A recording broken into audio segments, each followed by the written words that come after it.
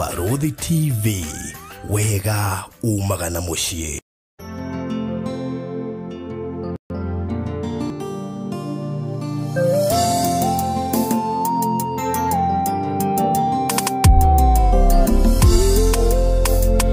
Hoke kumwathani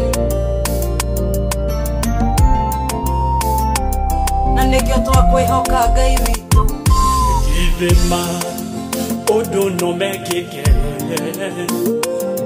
mĩtũrĩre-inĩ itũ nĩguo ciugo ciaku ikinyanĩre we waria ciugo nĩũhingagia remaine maige Fafa Duanare Kanderenio Nagaye La Mwakine Mwige Nandiga Nakunuga Dogo Oh Kwihokeka We mwihokeku We morikia Waire kanero Siwa wadia Wenu hikagia We okeka We mwehokeku Ona ige Yeke hugulela Meku Erentu maya yeku Gotire O watigetiyela Nego kono Ore hamwe na nie Nikuigwa Nikuigwa na mato Noliu Wioneire na maitho Ore awe Kaga alataku Kwihokeka We mwihokeku Kwihokeka We mwihokeku Tati we morikia Waire kanero Siwa wadia Wenu hikagia Kwihokeka We mwihokeku Kwihokeka We mwihokeku Oria we wauga yohikagia We mwihokeku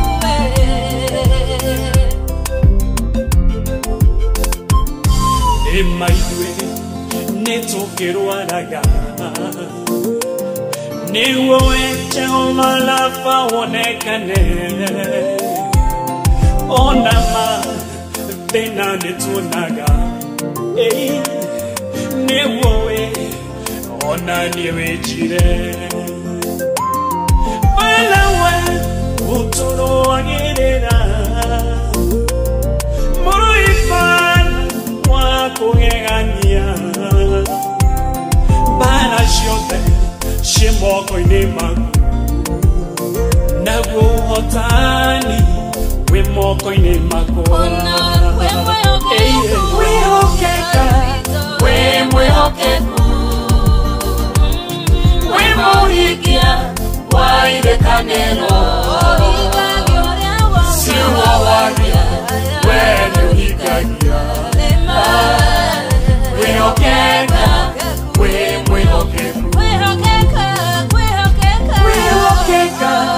We mwihokeku We morikia Waire kanero Siwa wadia Wenu hikagia Kwihokeka We mwihokeku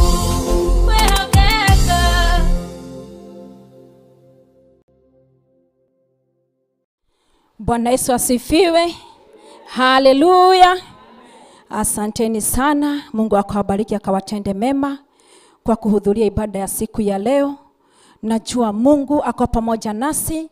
Mungu ako pamoja nasi. Mungu ako mahali hapa. Na ninajua kwa hakika Mungu atapelekana na sisi. Nataka tuombe ndio tuweze kuanzia ibada, na najua sisi wote tutabarikiwa. Kila mmoja afungue moyo wake, tuombe ndio Mungu akapate nafasi, ndio Roho wa Mungu akaweze kutawala. Acheni na tushukuru Mungu. Baba, na ni katika jina la Yesu Kristo tunakushukuru, tunakuinua, tunaliabudu jina lako mfalme mwema. Tunasema wewe ni Mungu mwema na wewe ni Mungu mwaminifu, na kwa hakika kuna Mungu mwingine aliye kama wewe, mfalme wa amani. Hapa duniani na hata juu mbinguni hakuna tunaweza linganisha na wewe Baba yetu. Wewe umeinuliwa juu sana, umetukuka my Father. Yesu mwana wa Mungu, wewe umeketi kwenye kiti chako cha enzi, kile kimezingirwa na wazee 20 sasa. Ukatuongoze, ukatuelekeze. Roho wa Mungu tamaraki kwa ibada ya siku ya leo Baba, kwa sababu wewe ni mwema na ni mwaminifu. Tunakupa sifa, tunakupa utukufu, tunakupa heshima zote Jehova, na ni katika jina la Yesu Kristo mwana wa Mungu aliye hai tumeomba na hata tumeshukuru, tuseme amen. Amen, amen, amen. Mungu akabariki sana na akawatende mema. Tupate nafasi tuweze kuketi. Bwana Yesu asifiwe. Ni usiku mwema, ni usiku wa baraka ambapo Mungu ametufikisha na Mungu ametupa nafasi tukaweze kukongamana mahali hapa, ndio ili tukaweze kujadiliana ama kujua zaidi jinsi Mungu anavyotupangia ama jinsi mambo mema Mungu ametuwekea. Bwana Yesu asifiwe. Siku ya leo ile ibada tuko nayo ni ya kuvunja mila zote ambapo zinanena kinyume na maisha yetu. Bwana Yesu asifiwe. Ibada ambayo tuko nayo siku ya leo ni ya tunaita ni ku break all the yokes. Bwana apewe sifa. Yani kuvunja kila nira, kuvunja kila minyororo iliyokuwa imekufunga. Bwana apewe sifa. Tunajua kwa hakika kwa maisha kuna minyororo mengi sana imetufunga. Kila mmoja wetu kuna kile kimemfunga. Bwana apewe sifa. Kuna minyororo ya mashida, kuna minyororo ya magonjwa, kuna minyororo ya umasikini. Bwana Yesu apewe sifa. Na pia kuna laana. Praise the name of Jesus. Siku ya leo tunakuja kutangazia shetani ya kwamba enough is enough. Tunavunja na kuharibu mipango yake yote na kusabaratisha jamaa zake zote katika jina la Yesu Kristo. Siku ya leo ningependa tukatazame maandiko ambapo ndio inatuelekeza kwa ibada ya siku ya leo. Katika maandiko iko kwenye kitabu cha Isaya 10.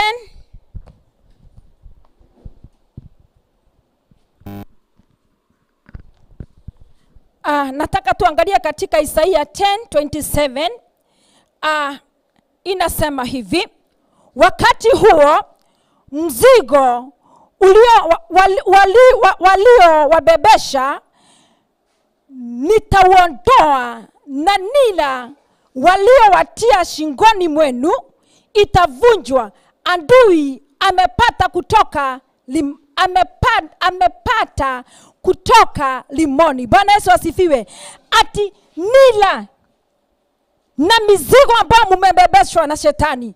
Kuna mizigo ya aina mingi sana tumebebeshwa. Wengine tumebebeshwa mizigo ya mashida. Wengine tunanywea kikombe ambao hatukuwa tunafaa kunywa hicho kikombe. Ni kwa sababu kuna minyororo tulifungwa. Bwana Yesu asifiwe. Kuna wale walisimama na wakasema ya kwamba hatutaendelea. Bwana apewe sifa. Kuna wale walituwekea vikwazo kwa maisha ya kwamba hatutaweza kuinuka. Nasi siku ya leo tumekuja kutangaza ya kwamba kila mizigo tulibebeshwa, Bwana Yesu na asifiwe, yote inaondolewa siku ya leo. Kila minyororo tuliyokuwa tumefungwa, Mungu anakuja kuiondoa siku ya leo. Haijalishi ni minyororo gani imekufunga. Bwana asifiwe. Kuna wengine walifungwa minyororo, ikasemekana hakuna kitu kizuri kitaonekana kwao, ama ikasemekana hakuna kitu kizuri kitapatikana kwa nyumba zao. Nasi usiku wa leo tunakuja kutangazia shetani ya kwamba hana nguvu wala mamlaka. Bwana apewe sifa. Siku ya leo ni siku ya kufunguliwa. Bwana Yesu asifiwe. Siku ya leo ni siku ya kufunguliwa. Wewe uko mahali hapa siku ya leo, uamini ya kwamba siku ya leo chochote kilikuwa kimekufunga kinaondolewa siku ya leo. Bwana Yesu asifiwe. Nikitazama maandiko mengine, iko katika kitabu cha Luka 8. Bwana apewe sifa. Luka 8 mstari wa 17 inasema hivi, ati kilichofichwa, Bwana apewe sifa, kilichofichwa kinafichuliwa siku ya leo.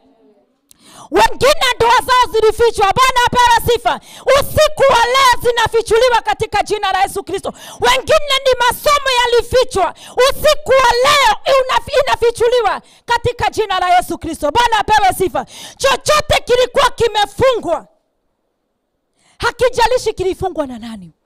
Bwana Yesu asifiwe. Maneno maovu yaliyonenwa na walio hai na waliokufa usiku wa leo, Bwana asifiwe, tunatangaza ya kwamba haina uwezo na inafika mwisho kwa jina la Yesu Kristo. Bwana apewe sifa. Kuna wengine walinenewa tu, wakaambiwa wewe ni wapi unaweza fika. Bwana Yesu asifiwe. Wengine wakanenewa wakaambiwa hata haya masomo unasoma tutaona itakuelekeza ama itakufikisha wapi. Bwana Yesu asifiwe. Hayo maneno yote yaliyonenwa, hatutaki kujua yalinenwa na kina nani. Bwana asifiwe. Hatutaki kujua kama walikufa ama wako uhai. Yale maneno walinena haitafaulu katika jina la Yesu Kristo. Bwana Yesu asifiwe. Tumepewa nguvu, uwezo na mamlaka ya kukanusha kile kilinenwa kibaya. Tunasema tunakikanusha siku ya leo. Kama walikuambia hautaendelea, kutoka siku ya leo utaendelea katika jina la Yesu Kristo. Bwana Yesu asifiwe. Kama watoto wako waliambiwa watasoma, wakwetu ni watoto wa kuregarega, kuzunguka na kukunywa pombe na drugs, usiku wa leo hayo matamushi tunaikanusha katika jina la Yesu Kristo. Bwana Yesu asifiwe. Wengine tunateseka kwa kitu hatujui. Bwana apewe sifa. Kuna wenye wanateseka kwa kitu ambao hawajui. Maneno yalitamkwa, na hakuna kitu kina nguvu kama maneno. Maneno yalitamkwa tu. Unapata unajaribu kufanya hivi inashindikana, unajaribu lile linashindikana. Ni kwa sababu ya neno lilitamkwa. Nasi siku ya leo, kwa sababu Mungu alimpa mtumishi wake revelation ya kwamba wengine tunahangaika kwa maneno yaliyonenwa. Bwana apewe sifa. Na kwa sababu Mungu ametumana siku ya leo, tunafunguliwa. Bwana asifiwe. Ambia jirani yako unafunguliwa. Tunafunguliwa katika jina la Yesu Kristo. Haijalishi imechukua muda gani, haijalishi umekuwa kwa hiyo kifungo muda gani, haijalishi ni miaka ngapi, haijalishi ni miezi mingapi, kila ninajua siku wa leo tunafunguliwa. Bwana asifiwe. Wewe unaotutazama siku ya leo, kuna wengine wameishi kulia. Watoto umesomesha, watoto umelea vizuri, watoto hakuna kitu wamekosa, lakini ni kwa sababu ilitemekana watoto hata wasome hawatakusaidia. Siku ya leo hiyo maneno tunaikanusha katika jina la Yesu Kristo. Watoto wetu tulizaa, watoto wetu tumelea, tumesomesha, na tunajua na tunatangaza usiku wa leo watakuwa usaidizi kwetu, watakuwa usaidizi kwa jamii, watakuwa usaidizi kwa familia kwa jina la Yesu Kristo. Bwana Yesu asifiwe. Siku ya leo ni siku ya kufunguliwa. Siku ya leo ni siku ya kufunguliwa. Na mimi ninajua yale maombi tunaenda kuomba mahali hapa usiku wa leo, hakuna mnyororo hata mmoja utabaki. Bwana asifiwe. Hakuna kitu kitabaki juu kimekalia kingine. Yote tunasabaratisha, minyororo yote tunaondoa, nila zote tunafungua katika jina la Yesu Kristo. Bwana Yesu asifiwe. Nikiangalia maandiko mengine katika kitabu cha Yeremia, tuangalie Yeremia 30 mstari wa 8, inasema hivi, ati siku hiyo itakapofika, nasema mimi Mwenyezi Mungu wa majeshi, nitaivunja nila iliyo shingoni mwao na kukata minyororo yao. Bwana Yesu asifiwe. Siku ni hii. Siku ni hii, sio siku nyingine. Bwana asifiwe. Ati wakati hiyo siku itakapofika, na ndio hii imefika leo. Na maandiko yanasema ya kwamba ati nitazivunja nila zilizofungwa shingoni mwao na minyororo waliokuwa wamefungwa nitafungua. Bwana asifiwe. Sio siku nyingine, ni siku ya leo. Maandiko yanasema hapo hiyo siku itakapofika, na si siku imefika. Tunajua ya kwamba hiyo siku juu imefika, Kwa hakika minyororo yote ina katika siku ya leo, katika jina la Yesu Kristo. Hakutakuwa na kilio tena, hakutakuwa na machozi tena, hakutakuwa na kuteseka tena, kwa maana minyororo inaondolewa katika shingoni mwetu. Mizigo ambao walitubebesha, Bwana Yesu asifiwe, siku ya leo inaondolewa. Bwana apewe sifa. Tulifungwa tukaekelewa mizigo. Tumeishi kuhangaika na watoto, tumeishi kuhangaika kimaisha, ni kwa sababu kuna kitu kilifanyika mahali na adui. Bwana Yesu asifiwe. Wengine hawataki kuona tukiendelea, wakiona ni kama umeinuka kidogo tu hivi, hawalali usiku, wakijaribu juu chini vile watakuangusha. Nasi tunakuja kusema siku ya leo, mipango yao yote haitafaulu. Bwana Yesu asifiwe. Mahali walituweka, kwa hiyo shimo walichimba wakakuweka, siku ya leo kuna kutolewa kwa shimo katika jina la Yesu Kristo. Mahali walidhani wamekuzika usaulike, mahali walidhani waliweka watoto wako, mahali walidhani waliweka familia zenyu, usiku wa leo kwa hiyo shimo Mungu anakuja kutuondoa. Bwana asifiwe. Mahali walikuwa wanasema hakuna kitu kizuri kitapatikana mahali pale, kitapatikana katika jina la Yesu Kristo. Wale walikuwa wanadhani mumeangamia, wale walikuwa wanadhani mumeisha, Bwana Yesu asifiwe, siku ndio hii ambapo maandiko yanasema ati siku itafika, na kwa sababu siku ndio hii na imefika, Bwana Yesu asifiwe, na imefika tukiwa Mombasa. Haleluya. Hey, Bwana Yesu asifiwe. Imefika tukiwa mahali hapa Mombasa. Kwa hakika hakuna minyororo inabaki. Na mimi ninajua ya kwamba yale maombi tunaomba mahali hapa siku ya leo, wewe kazi yako ni kuamini tu. Bwana Yesu asifiwe. Wewe ni kuamini tu, ujue mimi vile nimehudhuria ibada ya siku ya leo, kwa hakika sitaondoka vile nimeingia.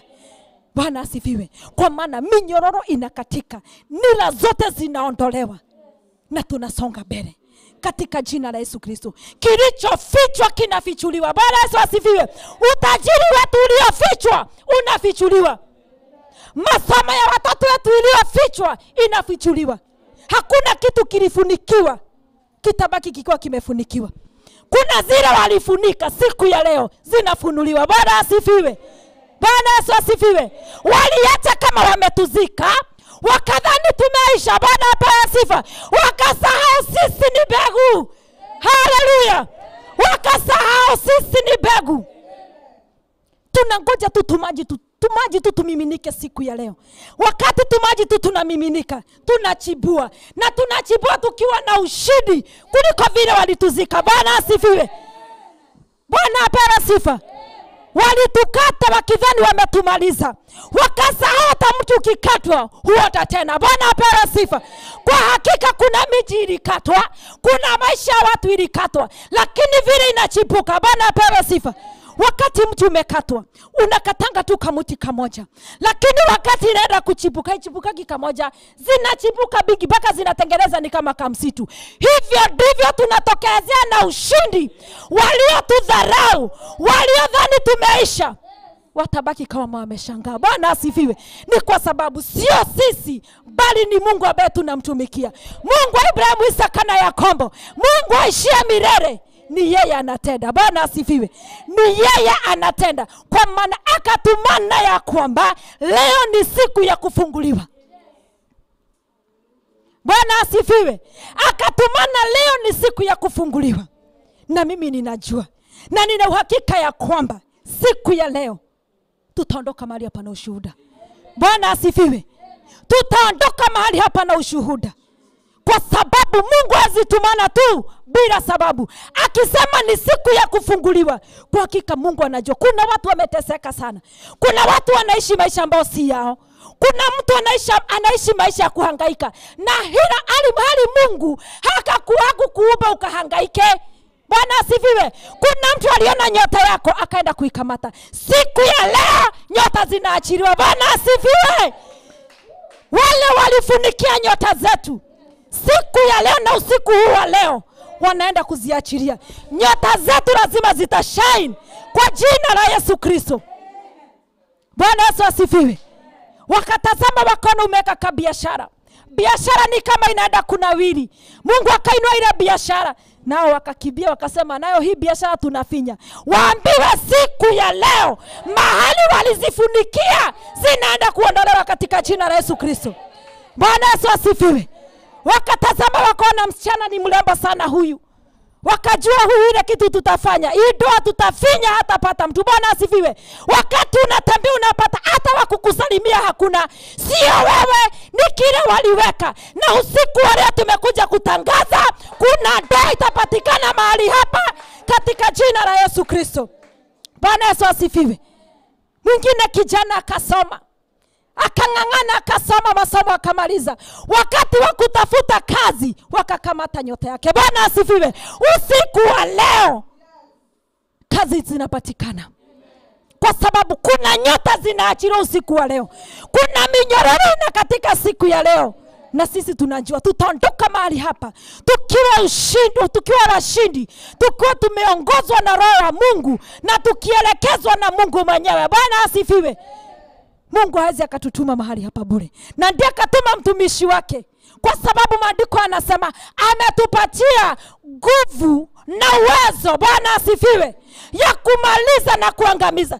Ukisoma katika maandiko Yeremia 1:10 nasema hivi: tumepewa nguvu, uwezo na mamlaka ya kung'oa, ya kuharibu na kubomoa. Bwana asifiwe. Na pia tumepewa nguvu na mamlaka ya kujenga na kutengeneza. Siku ya leo tunabomoa, tunaharibu, tunang'oa, tunateketeza. Bwana asifiwe. Na tunainua bendera yake Mwenyezi Mungu na maisha yetu yatainuliwa. Haleluya. Na ninajua mahali hapa tukiondoka tutaenda tukipeperusha bendera ya Yesu. Tutaenda tukipeperusha bendera ya ushindi wake Yesu. Kwa maana tutaondoka mahali hapa tukiwa washindi. Bwana Yesu asifiwe. Wewe amini tu. Amini tu. Na waambie Mungu usiku wa leo Jehova unakuja kuondoa nira. Usikubali nikachwe na hata kamoja. Usikubali nikapitwa na huyu malaika wa usiku wa leo. Huyu malaika wa kutembea akitoa nira zote tumefungwa shingoni mwetu. Huyu malaika wa kuondoa mizigo tumebebeshwa miaka mingi. Usikubali akanipite usiku wa leo. Na ndio maisha yetu yakabadilishwe katika jina la Yesu Kristo. Ninajua mahali hapa kuna mtu, Bwana apewe sifa, kuna mtu anatazama mahali hapa ameishi kuuliza, "Wewe ni mpaka lini Mungu nitalia?" Siku ya leo machozi inafika mwisho. Siku ya leo kilio kinafika mwisho. Bwana Yesu asifiwe. Kuna mtu ameishi kuuliza, "Wewe Mungu nilitoka tu na kuzaa. Watoto hawana shida." Bwana asifiwe. Ni wale watu waliona nyota ya watoto. Na siku ya leo kilio kinafika mwisho. Watoto wamebadilika. Wewe umeishi kulia kwa sababu ya watoto. Siku ya leo Mungu anawabadilisha na Mungu anawasimamisha katika jina la Yesu Kristo. Siku ya leo kuna kubadilishiwa maisha. Siku ya leo failo zile za kitabu zinafunikwa na kuna chapter mpya inafunguliwa. Bwana Yesu asifiwe. Kuna kubadilishiwa jina siku ya leo.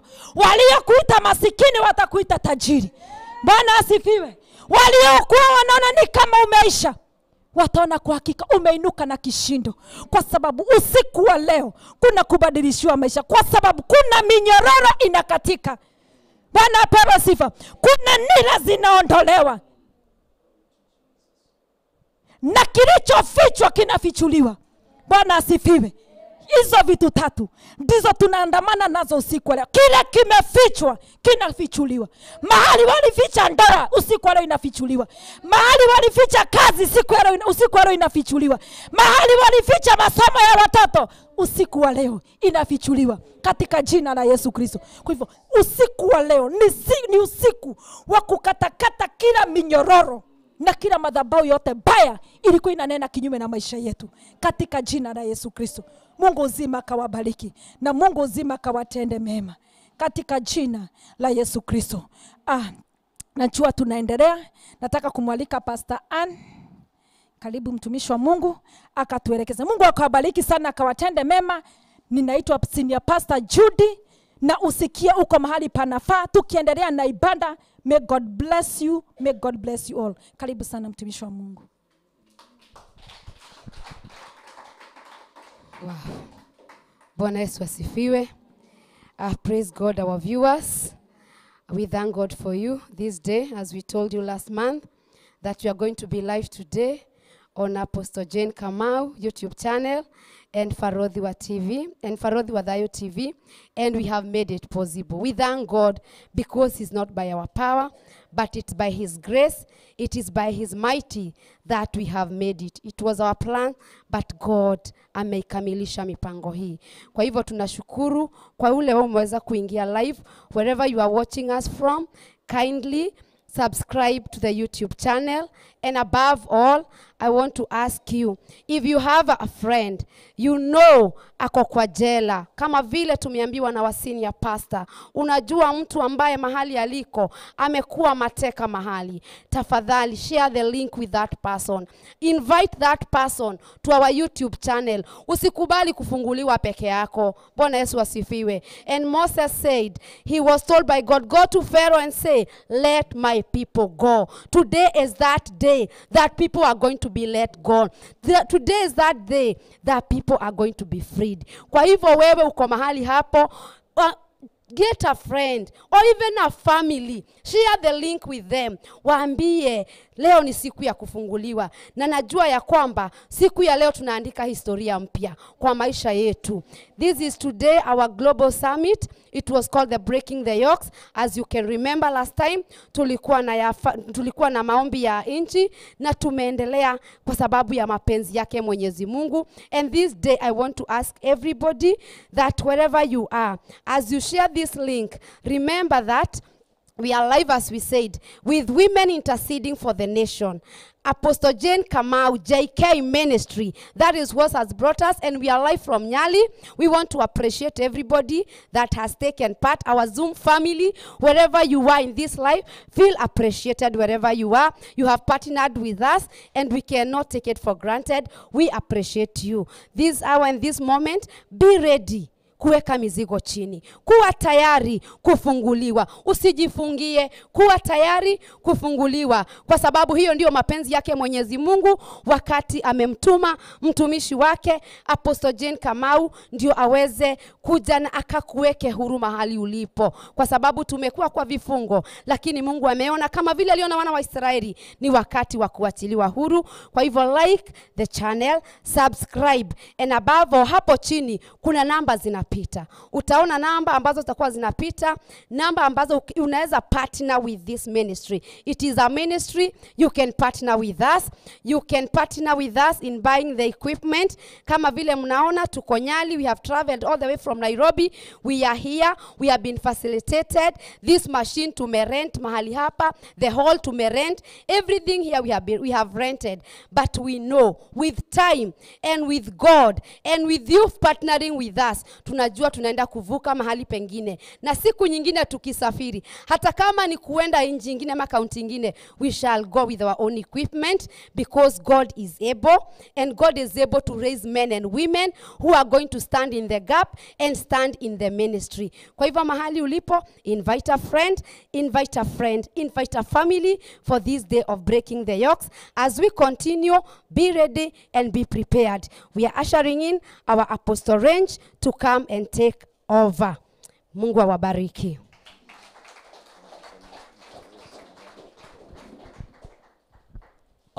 Praise the name of Jesus. Hallelujah to Jesus. Thank you so much, Pastor Ann. As she has spoken earlier that we are coming to you from here, Nyali, Mombasa. And I want to take you through prayer. Praise the name of Jesus. Nahitaji tuweze kuandamana kwa maombi ya kwanza ambao tunaenda kuingia.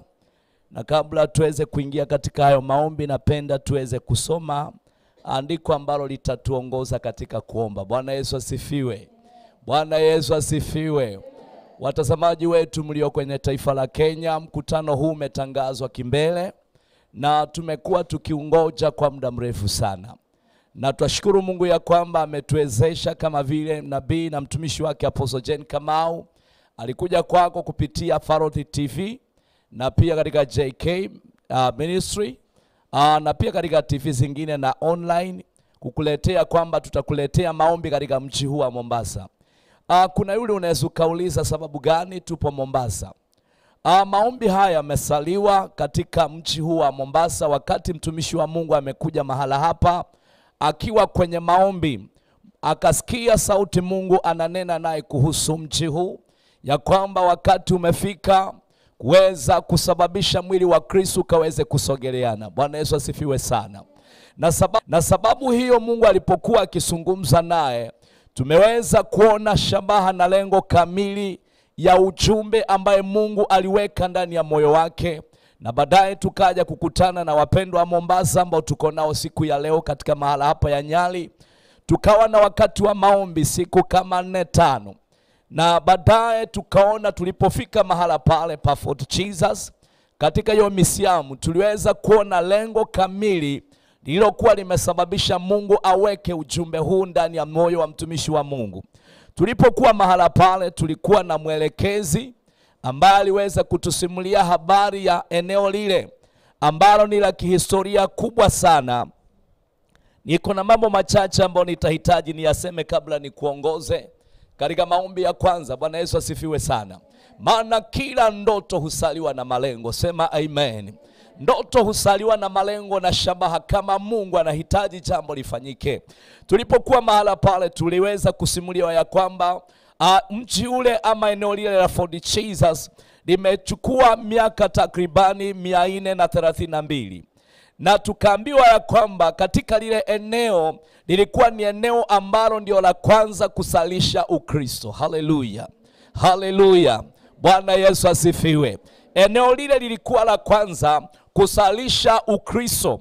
Lakini wakati ule lilikuwa la kwanza kusalisha Ukristo, na pia likawa ni eneo ambalo kanisa lilileta hospitali ya kuweza kusaidia watu. Lakini miaka ilipokuwa imeendelea, ile ndoto ilikuja ikazimwa. Ikafanya nini? Ikazimwa.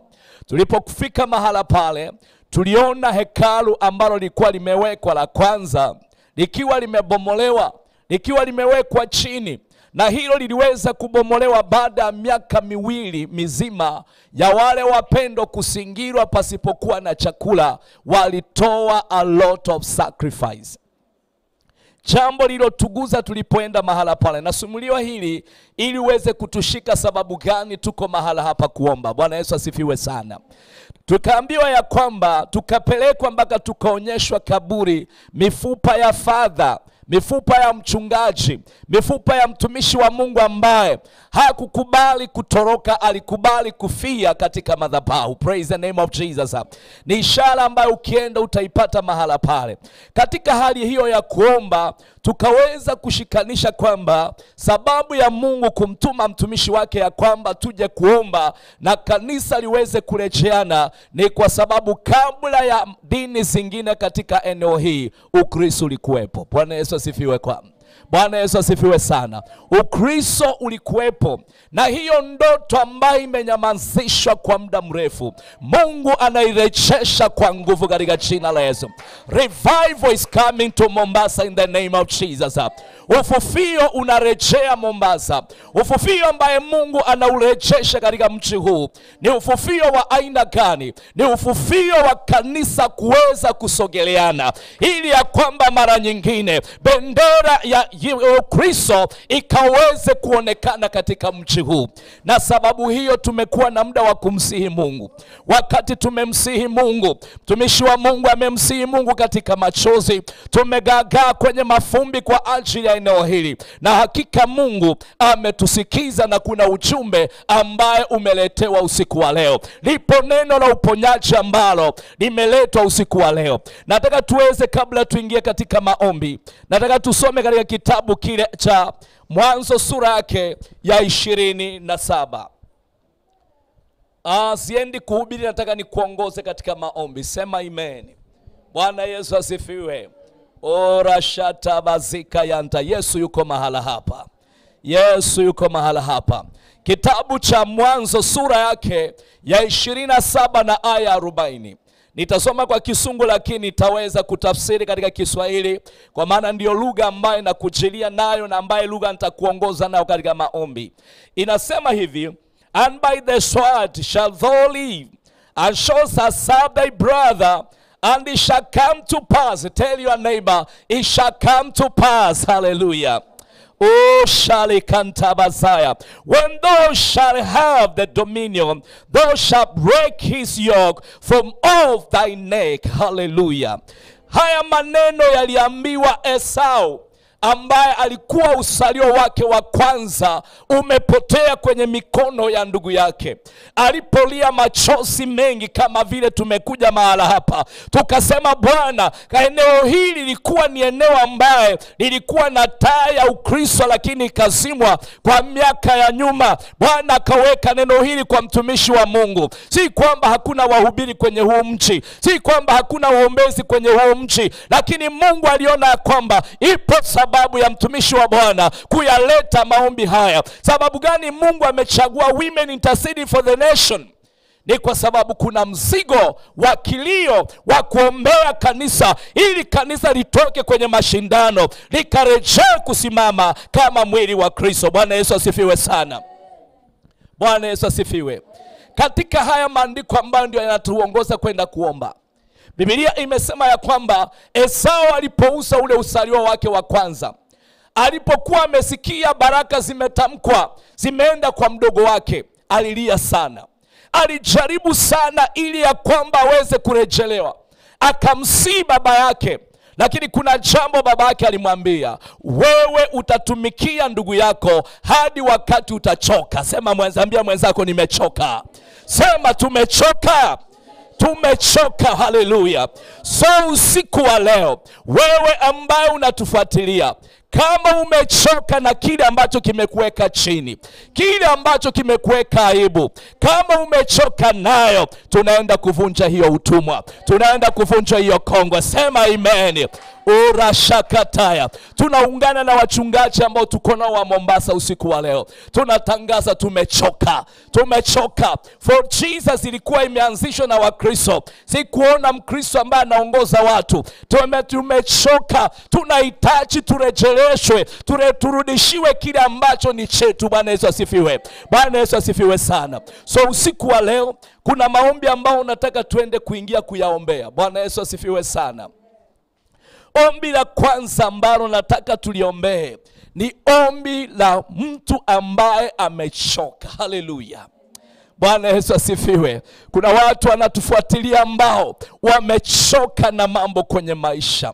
Wamefika mwisho, wanasema hapana, haitavuka tena. So ombi la kwanza ambalo nataka tusimame tuanze kuliombea, nataka tuombe ombi la kusema inatosha. Bwana Yesu asifiwe sana. Tell your neighbor it is enough. Bwana Yesu asifiwe. Bwana Yesu asifiwe sana. Kama kuna jambo ambalo limekufikisha mwisho, masaa imefika. Nataka usimame kwa miguu yako.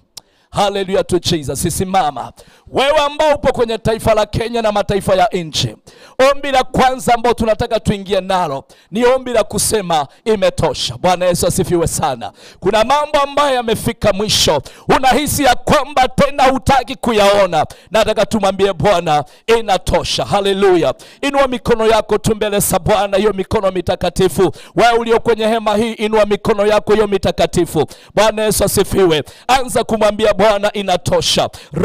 Ramashakarianderebo saya. Rekata mazakarianderebo shanda. Baba, kwa jina la Yesu mwana wa Mungu aliye hai, ninasimama masana wakati huu Bwana. Nipo chini ya miguu yako Jehova Jireh. Nimesogea katika neema yako Bwana. Ninatangaza masaa haya, kila roho yote ambaye Bwana imetuweka kwenye utumwa, natangaza hiyo roho kuanzia masaa haya Bwana ikaweze kutokomea. Ninakemea rimashaka yanterebo saya. Tumechoka na kila aina yote ya utumwa Bwana. Tumechoka na kila aina yote ya madeni. Tumechoka na kila aina yote ya aibu katika maisha yetu Bwana. Baba, tumekuja mbele yako masaa haya, tunakataa katika jina la Yesu.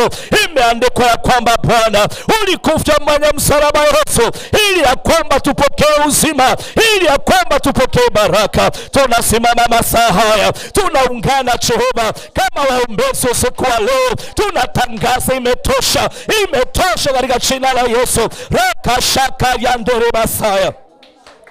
tunakataa Baba kila aina yote ya minyororo, kila aina yote ya mateso. Tunakataa Bwana, tumechoka na kansa, tumechoka na kisukari, tumechoka na magonjwa mbalimbali, tumechoka na mizigo ya madeni katika jina la Yesu Kristo. Ora bashanta rabasia rekantara yantere bashanda rekataka yandere boshaya. Twende mbele za Bwana, mwambie Bwana nimechoka, mwambie Bwana nimechoka, mwambie Bwana nimechoka, imetosha Bwana. Tunakataa huduma, ukaondoke huduma wa madeni, hadi zote za kuvunjiwa heshima remashata rabakanda katika jina la Yesu. Remashata rabakanda. Baba yetu na Mungu wetu, tunahitaji msaada wako, tunahitaji rehema yako Baba. Usiku wa leo Bwana, kuna watu ambaye Yehova wanafuatilia programu hii, wengine Jehova chele wamekuamini kupitia Baba maombi na imani ambayo wamekuwa nayo. Ninaomba masaa ya Baba, nyosha mkono wako Masia, nyosha mkono wako Baba, nyosha mkono wako Baba. Ondoa vifungu vyote Baba, ondoa vifungu vyote Baba, ondoa aibu katika jina la Yesu. Ora mashanta rabasaya rekantara babakura baba yantara basaya reketerebo shanda rabakaya. Tunatangaza damu ya Yesu siku wa leo, tunanena damu ya Yesu mahala hapa, tunatangaza damu ya Yesu siku wa leo. Reketerebo shanta rabasaya. Yesu achilia watu Bwana, achilia wafungwa Bwana walioko vifungu mbalimbali. Tunatangaza Yesu anga ziwachilie, machini ya bahari ya wachilie, vifungu vya wachilie, roho ya laana wachilie, ivunjike in the name of Jesus. Ramashakari Masaya. Tunatangaza Baba nguvu zako, tunatangaza neema yako siku wa leo Baba. Tumeanza na maombi ya kwanza Baba, tunatangaza Yehova hatutalala, hatutalala Jehova. We cannot be comforted to my God. We are going to stand and pray, we are going to stand and pray. Oh Rashatara Masaya reketerebo shantara bakanda reketerebo shanderebo saya yekera Baba shaya. Mwambie Bwana sitanyamaza katika jina la Yesu Kristo, Bwana wa Mungu aliye hai. Asante Yesu, asante Bwana, asante Mungu wa Abrahamu, Isaka na Yakobo. Tunakupenda masaa haya, tunatangaza wewe ni mwema. Jina lako libarikiwe, jina lako litukuzwe. Asante Yesu, asante kwa roho wako Bwana. Asante Yesu, asante Bwana, asante Yesu, asante Yesu. Rabashakatarabasia urakatarabasanda babasia. Katika jina la Yesu tunakupa sifa Bwana. Endelea kumwambia Bwana tunakupa sifa Bwana. Ora mashantara basaya hema zakari anderebo shaya. Nguvu za Bwana ziko mahala hapa. Yesu yuko mahala hapa, tusaidie. Yesu yuko mahala hapa, tusaidie. Yesu yuko mahala hapa, tusaidie. Bwana kachukua kila mizigo, Bwana kachukua kila mizigo, Bwana kachukua kila mizigo. Tumechoka, tunakataa, tunakataa roho kuumbisha, tunakataa roho kuchelewesha. In the mighty name of Jesus. Hatutalala Bwana, hatutasinzia, tutakungojea Yesu katende mapenzi yako. Asante Bwana, asante Yesu. Ora masantara bakaya. Wewe ambao unahisi kukata tamaa, usiku wa leo tumeambiwa hatutakata tamaa. Unahisi kukata tamaa, Bwana wa majeshi anena maneno haya, usikate tamaa. In the mighty name of Jesus. We thank you Jesus. Asante Yesu, asante Bwana, asante Yesu. Nataka tuende mbele za Bwana kuombea ombi la pili. Ombi la pili ambao tunaenda kuliombea, tunaenda kuomba ya kwamba Mungu atupatie mamlaka kwenye sehemu zetu za kazi. Bwana atupatie dominion. Biblia inasema ya kwamba tutapokea nguvu na Bwana kwa sababu ametupatia nguvu kupitia Roho wake Mtakatifu. Ameweka majeshi yote ya giza chini ya miguu yetu. Nataka tuone mbele za Bwana, tangaza dominion in the mighty name of Jesus. Shekeri mashanda la bakaya, ora katala masaya, kwa sababu Bwana amekutoa kutoka kwenye utumwa. Tangaza ushindi, tangaza ushindi katika jina la Yesu mwana wa Mungu aliye hai. Tunatangaza Baba masaa haya katika jina la Yesu Kristo. We have dominion of God, dominion of every power, dominion of every principality in the name of Jesus. Shakatara Masea, Reketerebo Shanda, Reketerebo Shanda, Reketerebo Shanda. Haujatupatia roho ya kushindwa, umetupatia roho ya kushinda. Tunatangaza ushindi, tunatangaza ushindi, tunatangaza ushindi. We are declaring dominion in the name of Jesus. Tunaipasua hii anga, tunaipasua hii anga, tunapasua hii anga, tunapasua hii anga. Rema Shanda la Basaya. Our God and our Father, we are standing tonight. We are making a declaration of God. Every power and every principality, our God, they are under our feet in the name of Jesus. Tangaza ya kwamba madeni, tangazia magonjwa, tangazia yale matatizo yote, yaweke kwenye miguu yako chini. Yakanyage sasa, yakanyage sasa, yakanyage sasa in the mighty name of Jesus. Oh Lord, we thank you. Asante Yesu. Ora mashanta la basia. Tunakuinua Bwana, tunakutukuza Mungu ishie milele. Uweza, nguvu na mamlaka sina wewe Bwana. Tunatangaza ushindi, tunatangaza ushindi, tunatangaza ushindi kwenye anga ya Mombasa, kwenye anga ya Kenya, kwenye mataifa ya nchi, popote pale ambapo watoto wako wanakufuatilia. Kwenye masaa haya tunatangaza ushindi katika jina la Yesu. Dominion, dominion, dominion. Ora shanda la basia. Pokea sifa Bwana, pokea sifa Bwana, pokea utukufu Bwana wa Mungu. Tunakupenda, tunakuinua katika jina la Yesu Kristo mwana wa Mungu aliye hai. Nataka tuone mbele za Bwana. Mwambie Bwana kupatia uwezo na nguvu ya kuweza kusimama kwenye pengo na kuleta mabadiliko. Tuone mbele za Bwana, mwambie Bwana nipatie uwezo na nguvu ya kuweza kusimama na kuleta mabadiliko.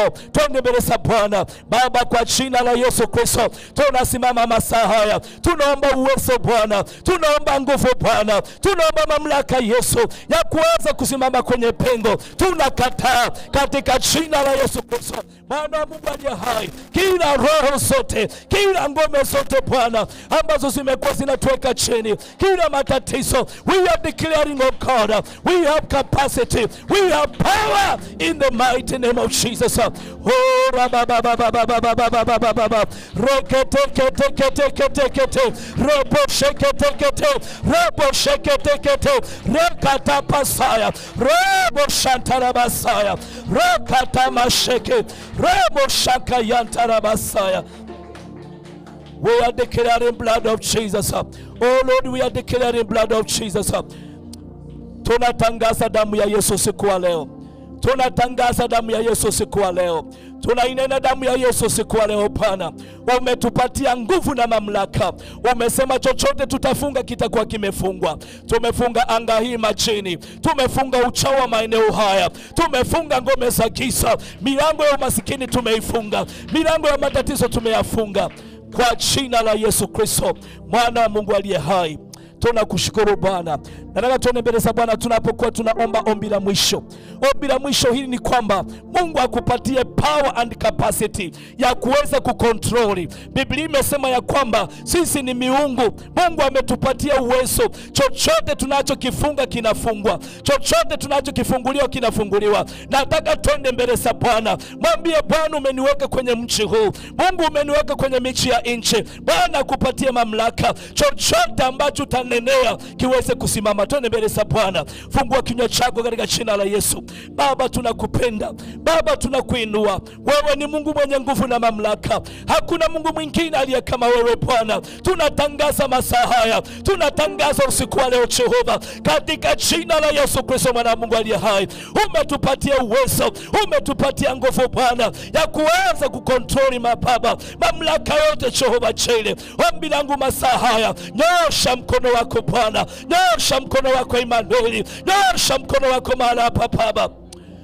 Umesema kwa neno lako Yesu, tutatangaza jambo na utalitenda. Ninatangaza usiku wa leo, Mombasa belongs to Jesus. Mombasa belongs to Jesus.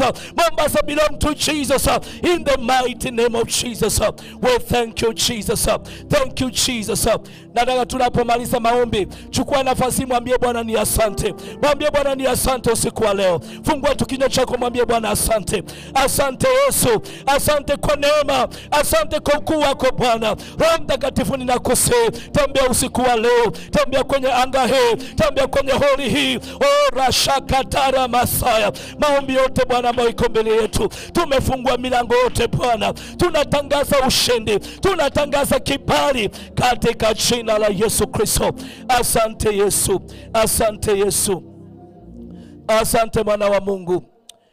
Nataka tuamini Mungu tunapoomba maombi haya kumaliza. Baba yetu na Mungu wetu, kwa jina la Yesu takatifu, tunasimama usiku wa leo Bwana na kitabu cha Mwanzo sura yake 27 aya 40. Mwanao na mtumishi wako Esau aliuza ule urithi wake wa kwanza kama jambo ambalo limetufanyikia katika mji huu Bwana. Lakini unasema ya kwamba aliambiwa haya maagizo, atakapochoka Bwana kutumikia yule mdogo wake, atavunja hiyo nira, atavunja huo utumwa. Nasi tunasimama usiku wa leo, tumechoka, tunachoka, tumechoka na utumwa, tumechoka kutumikia mwana wa nyumba ndogo. Tunakataa hiyo roho kwa jina la Yesu. Rema shanta bayanta. Tunavunja hiyo nira sasa. Tunachiondoa kwa huo utumwa. Tunachiondoa kwa huo utumwa. Kanisa litanena kwa nguvu. Kanisa litazungumza kwa nguvu. Kanisa la Mombasa litazungumza kwa nguvu. Ora mashaka yantere basaya. Baba, chini ya neema ya mtumishi wako Bwana Apostle Jane kama ambao umemtuma kwenye mji huu, tunatangaza Baba, utumwa ukafike mwisho. Utumwa wa magonjwa ufike mwisho. Utumwa wa madeni ufike mwisho. Utumwa wa matatizo ufike mwisho katika jina la Yesu. Asante Bwana kwa maana umepokea maombi yetu. Sifa ni zako, utukufu ni wako. In Jesus name we pray. Amen. Amen. Amen. Amen. Amen. Thank you so much. Let us be seated in the presence of God. Our viewers, Mungu awabariki. Tunashukuru kuwaona tena na tena. And we are happy that you have joined us here today, live from Nyali, Mombasa County, in Breaking Yokes. Today our Global Prayer Summit is about breaking yokes. Na kama vile mmesikia kwamba hatutoki hapa tukiwa watumwa tena. Hatutoki hapa na mashida tena. Hatutoki hapa na matatizo tena. Mimi kwangu nimesema sitoki. Je, wewe unatutazama? Umeamua aje? Usikubali kutoka na matatizo. Usikubali kutoka na mashida. Sema pia wewe vile tumeambiwa, choka. Mimi nimechoka na najua pia wa viewers tumechoka.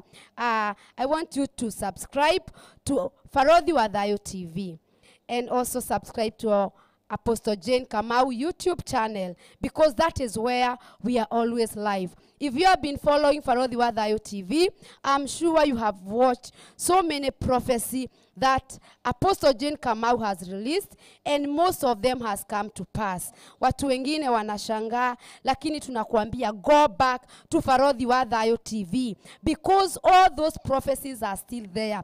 Those who are released last year, those who are released earlier this year, those who have happened, those who have prayed and seeked God. Tumeenda kwa magoti tukanyenyekea, Mungu akasimamisha wingu la ubaya ambalo lingekumba nchi ya Kenya. Bado ziko mahali pale. Kwa hivyo kama hauja subscribe, kama hauja watch Apostle Jane Kamau, go to Farodhi Wadhayo TV. Subscribe so that you can always find when they release a prophecy or whatever, whenever they release a video on their YouTube.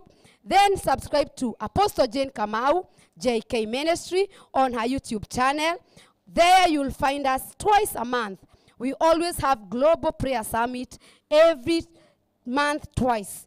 Kwa hivyo usikubali kupitwa na wakati kama huu. Najua unahisi neema, unahisi hiyo presence ya Mungu mahali yuko. Na kama unahisi, usikubali kuachwa nyuma. Kwa hivyo subscribe, and then you click the bell so that you can be notified when we are live and you can be able to follow us. You can be able to join us every time. Kwa hivyo like, subscribe the YouTube channels. Then if you are here and you are also who are here, we are wenye ambao tuko mahali hapa na wenye tunatazama, we can connect to this altar. We can connect to this service today by the number on your screen. Kuna namba hapo kwa screen ambazo zinapita. Tunahitaji vyombo kama vile nimewaambia, vyombo za kuhubiri.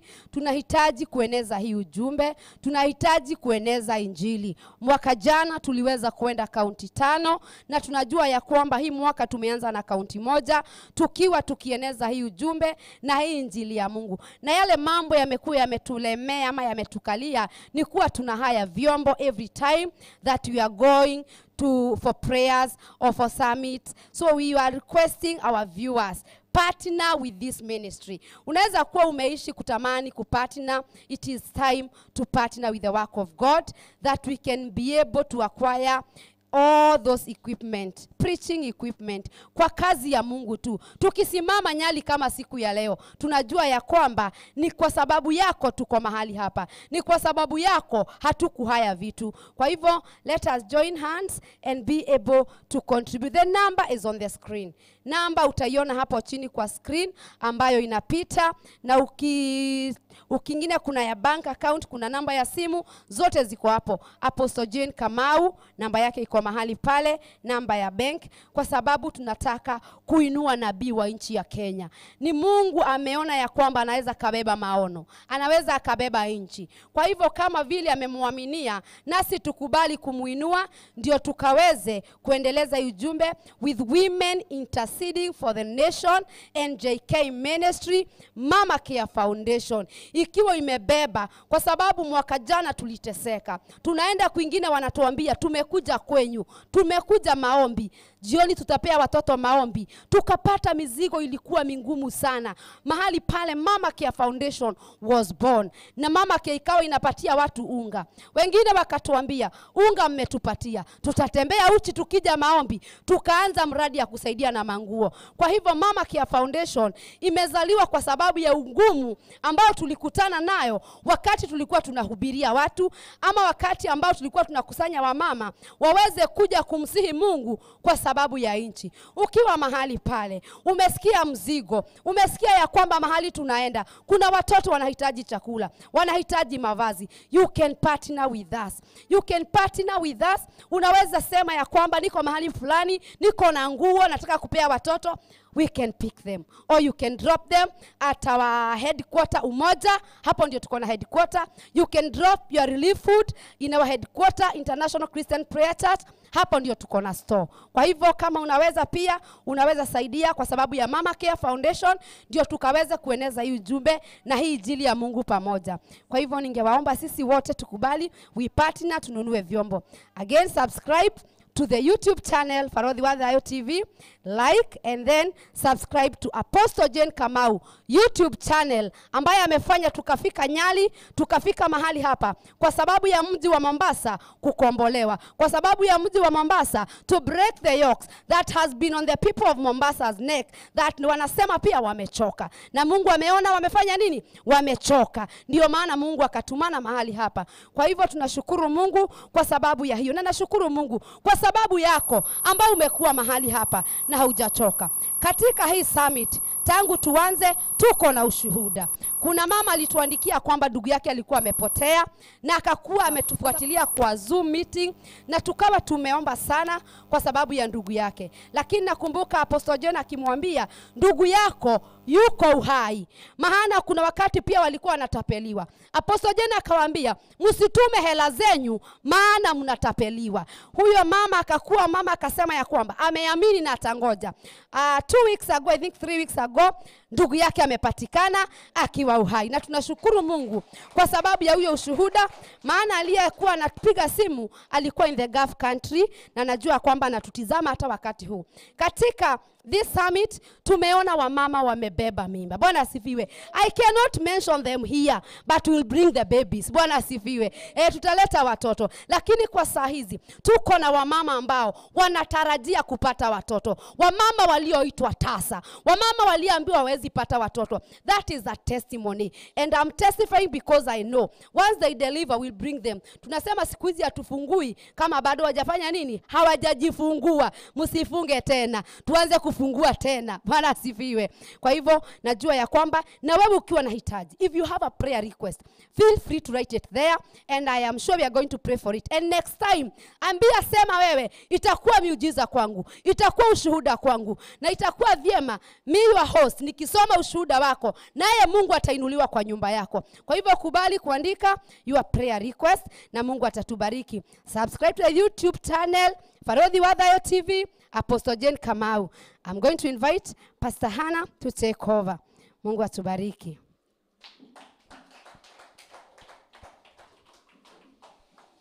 Amen.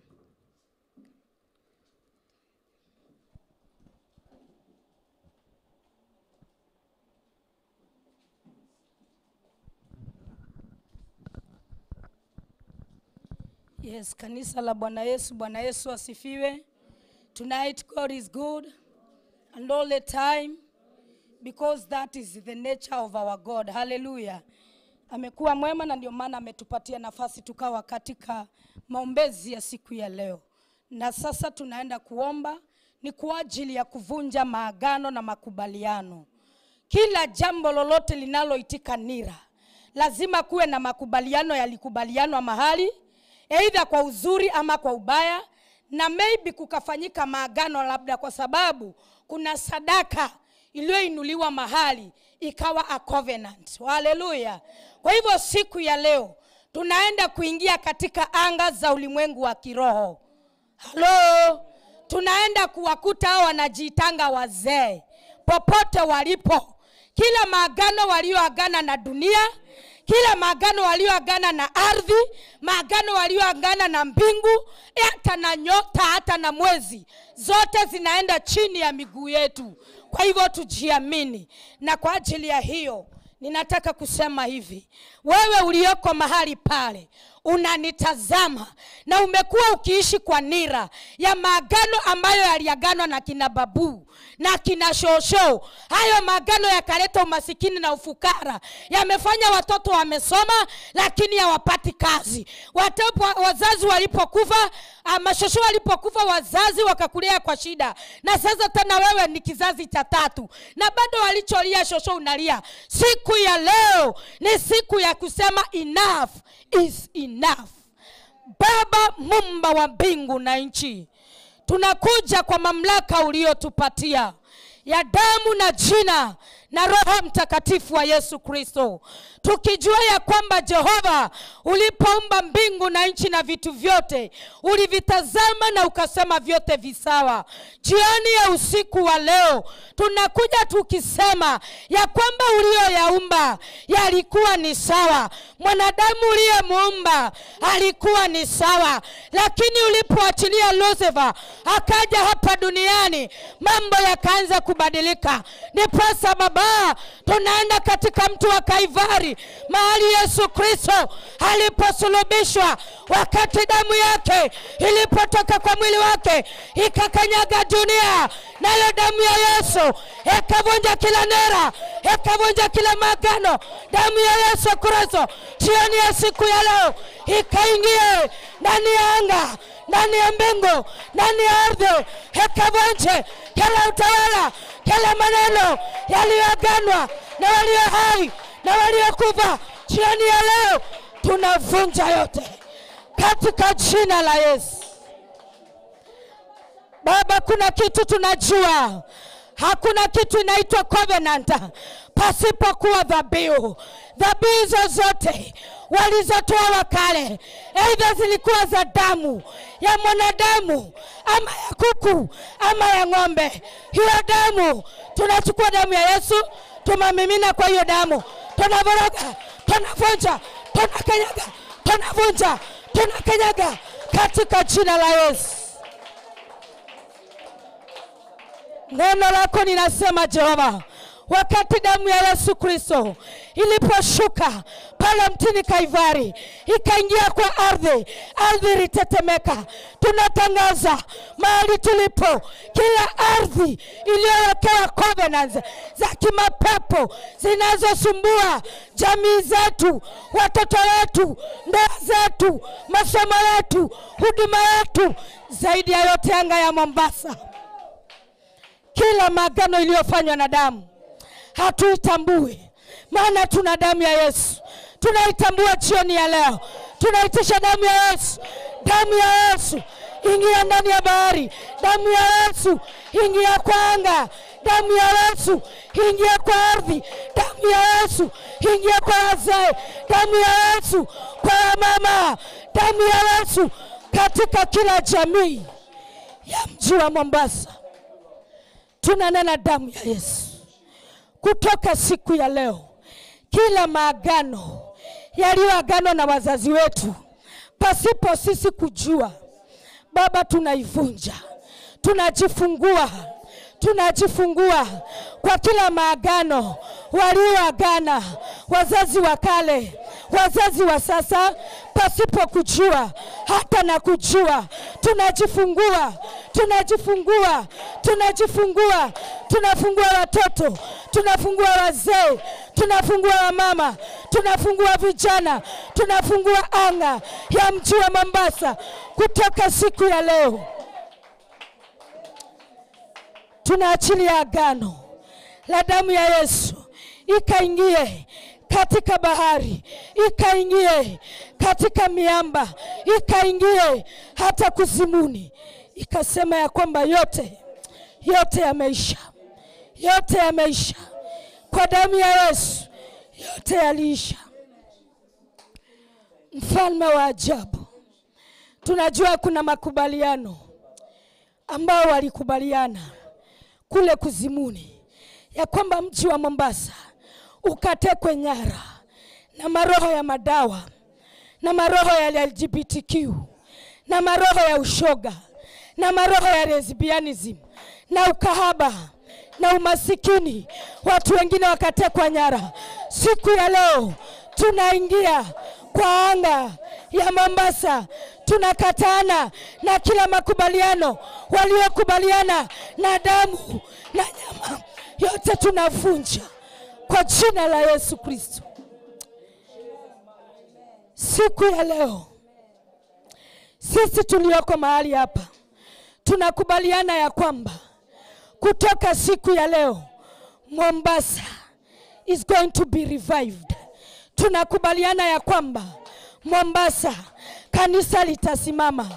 Kilichoua kanisa la kwanza hakitaua kanisa hili. Kilichomaliza jamii za kwanza hakitamaliza jamii hii. Kwa makubaliano ya jina la Yesu na damu ya Yesu.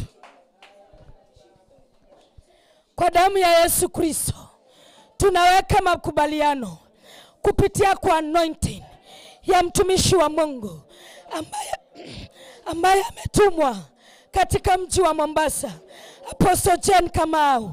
Kwa hiyo mafuta tunakubaliana ya kwamba Mombasa imewekwa uhuru in Jesus name.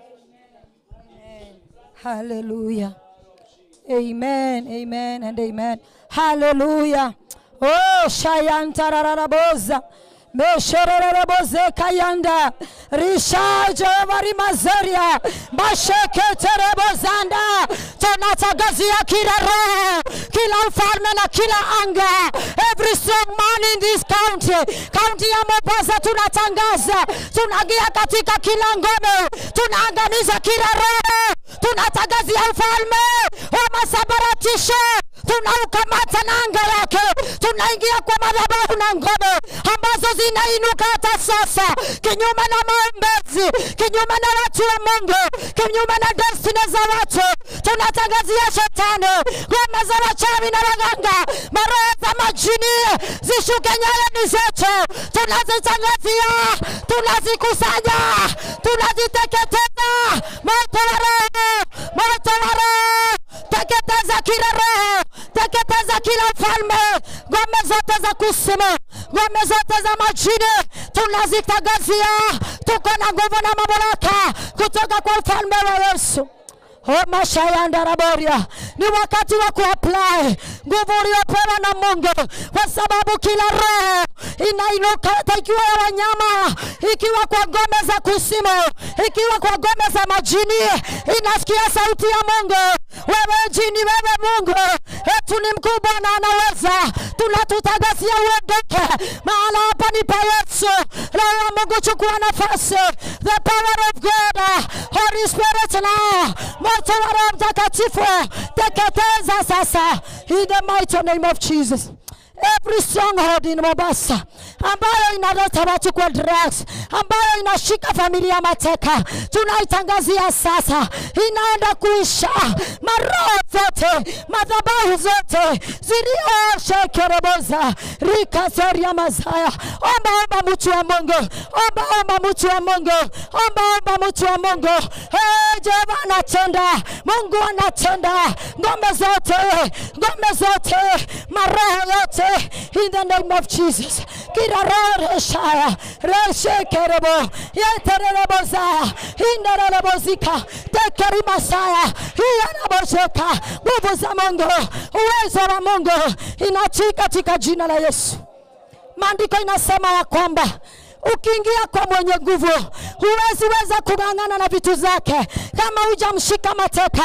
Na ndiposa nimesimama kuingia kwa anga za wachawi, kuingia za anga za waganga waliosimama kinyume na vijana wa kaunti hii, kusema ya kwamba vijana wanafunguliwa in the mighty name of Jesus. Baba, tunakushukuru. Ninakupa sifa nyingi. Ilosheketereba, yakayanda raboria, iketeremozika, rikaterebasaya. Vijana wanafunguliwa, vijana wamekunywa dawa, wanafunguliwa sasa. Esherebozaya, rekesheterebo, makayanda raboria. Power in the name of Jesus. Heriasaya, ikeriasanda, meketerebozika, rekesheterema, in the name of Jesus Christ. Kila ngome ambayo inasimama, ambayo inashika mateka wanawake wanakuwa wavivu, hawawezi kufanya kazi. Tunaangamiza hiyo roho, tunashakamaseka sasa katika jina la Yesu. And we declare now, by the power of the Holy Spirit and the blood of Jesus now, Mayanda, Masia Talarianda, madhabahu zinateketea, madhabahu za mapepo zimeanza kuteketea, zinateketea sasa katika jina la Yesu. Zinatii nguvu za Mungu in the mighty name of Jesus. There is power. Kuna nguvu na uweza katika jina la Yesu. Kuna nguvu na uweza katika jina la Yesu. Oh Messiah, we worship you. Tunakupa nguvu. Jina lako litukuzwe. Mungu ni asante Baba, ni kwa sababu unatusikia. Nguvu yako ndio itakayosimama, hakuna nguvu ingine itasimama. Wakuu wa anga tunawatangazia usiku wa leo ni usiku wa kuvunjiwa nira. It is the night of breaking yokes. Kwa hivyo sasa wacha hiyo kazi ya kutuharibia ibada. Hata ngome zako sasa zivamiwe na nguvu ya Mungu na moto wa Mungu Masaya. Roho za angani zikatii nguvu za Mungu in the mighty name of Jesus. Oh, hallelujah. We thank you so much. Asante Mungu. Asante Bwana. Hallelujah. Oh, shekerereboza. There is power in the blood of Jesus. Oh, shekerereboza. Oh, shekerereboza.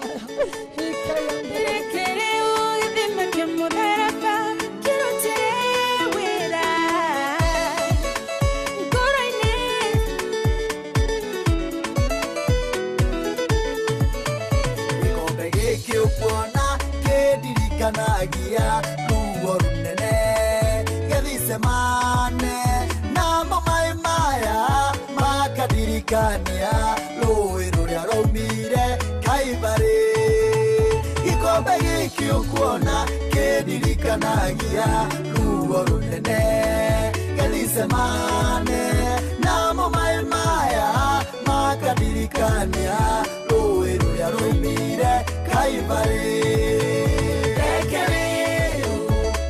gĩtũmi mũtharaba kĩrutĩre wĩra tu ngoro citũ na meciria maitũ na mĩĩrĩ itũ na kĩrĩa gĩothe twĩ nakĩo Kalvarĩ reke rĩu gĩtũmi kĩa mũtharaba kĩrutĩre wĩra tu ngoro citũ na meciria maitũ na mĩĩrĩ itũ na kĩrĩa gĩothe twĩ nakĩo Kalvarĩ irĩma na moritũ ciatũririo rĩrĩa mũhonokia wambataga Golgotha ũkuĩte mũtharaba mũritũ kũhona ndahoneire Kalvarĩ irĩma na moritũ ciatũririo rĩrĩa mũhonokia wambataga Golgotha ũkuĩte mũtharaba mũritũ kũhona ndahoneire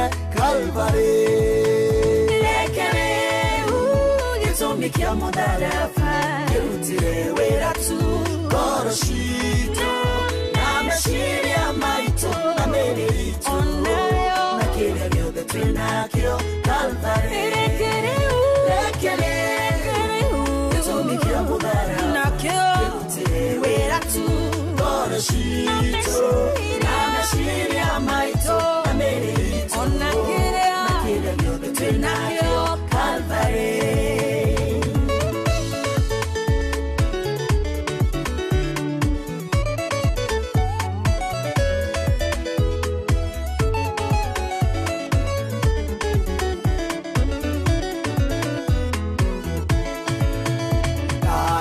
ciakinya bũrũri ũkĩgĩa nduma mũthamaki wothereri waharũka kwa ngoma ũkĩmũtunya cabi cia hinya na wathani rwĩmbo rũrũ ndarutire Kalvarĩ thaa kenda ciakinya bũrũri ũkĩgĩa nduma mũthamaki wothereri waharũka kwa ngoma ũkĩmũtunya cabi cia hinya na wathani rwĩmbo rũrũ ndarutire Kalvarĩ reke gĩtũmi kĩa mũtharaba kĩrutĩre wĩra tu ngoro citũ na meciria maitũ na mĩĩrĩ itũ na kĩrĩa gĩothe twĩ nakĩo Kalvarĩ reke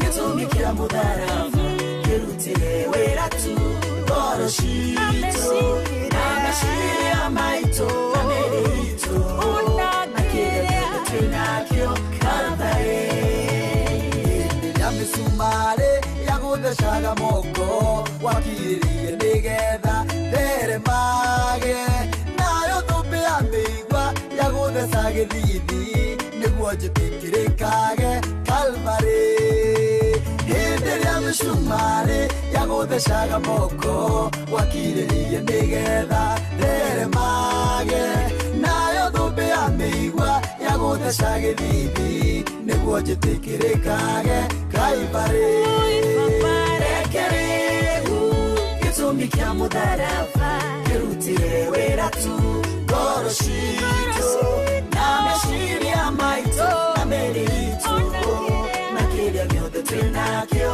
Kalvarĩ reke rĩu gĩtũmi kĩa mũtharaba kĩrutĩre wĩra tu ngoro citũ na meciria maitũ na mĩĩrĩ itũ na kĩrĩa gĩothe twĩ nakĩo Kalvarĩ reke rĩu gĩtũmi kĩa mũtharaba kĩrutĩre wĩra tu ngoro citũ na meciria maitũ na mĩĩrĩ itũ na kĩrĩa gĩothe twĩ nakĩo Kalvarĩ reke rĩu gĩtũmi kĩa mũtharaba kĩrutĩre wĩra tu ngoro citũ na meciria maitũ na mĩĩrĩ itũ na kĩrĩa gĩothe twĩ nakĩo Kalvarĩ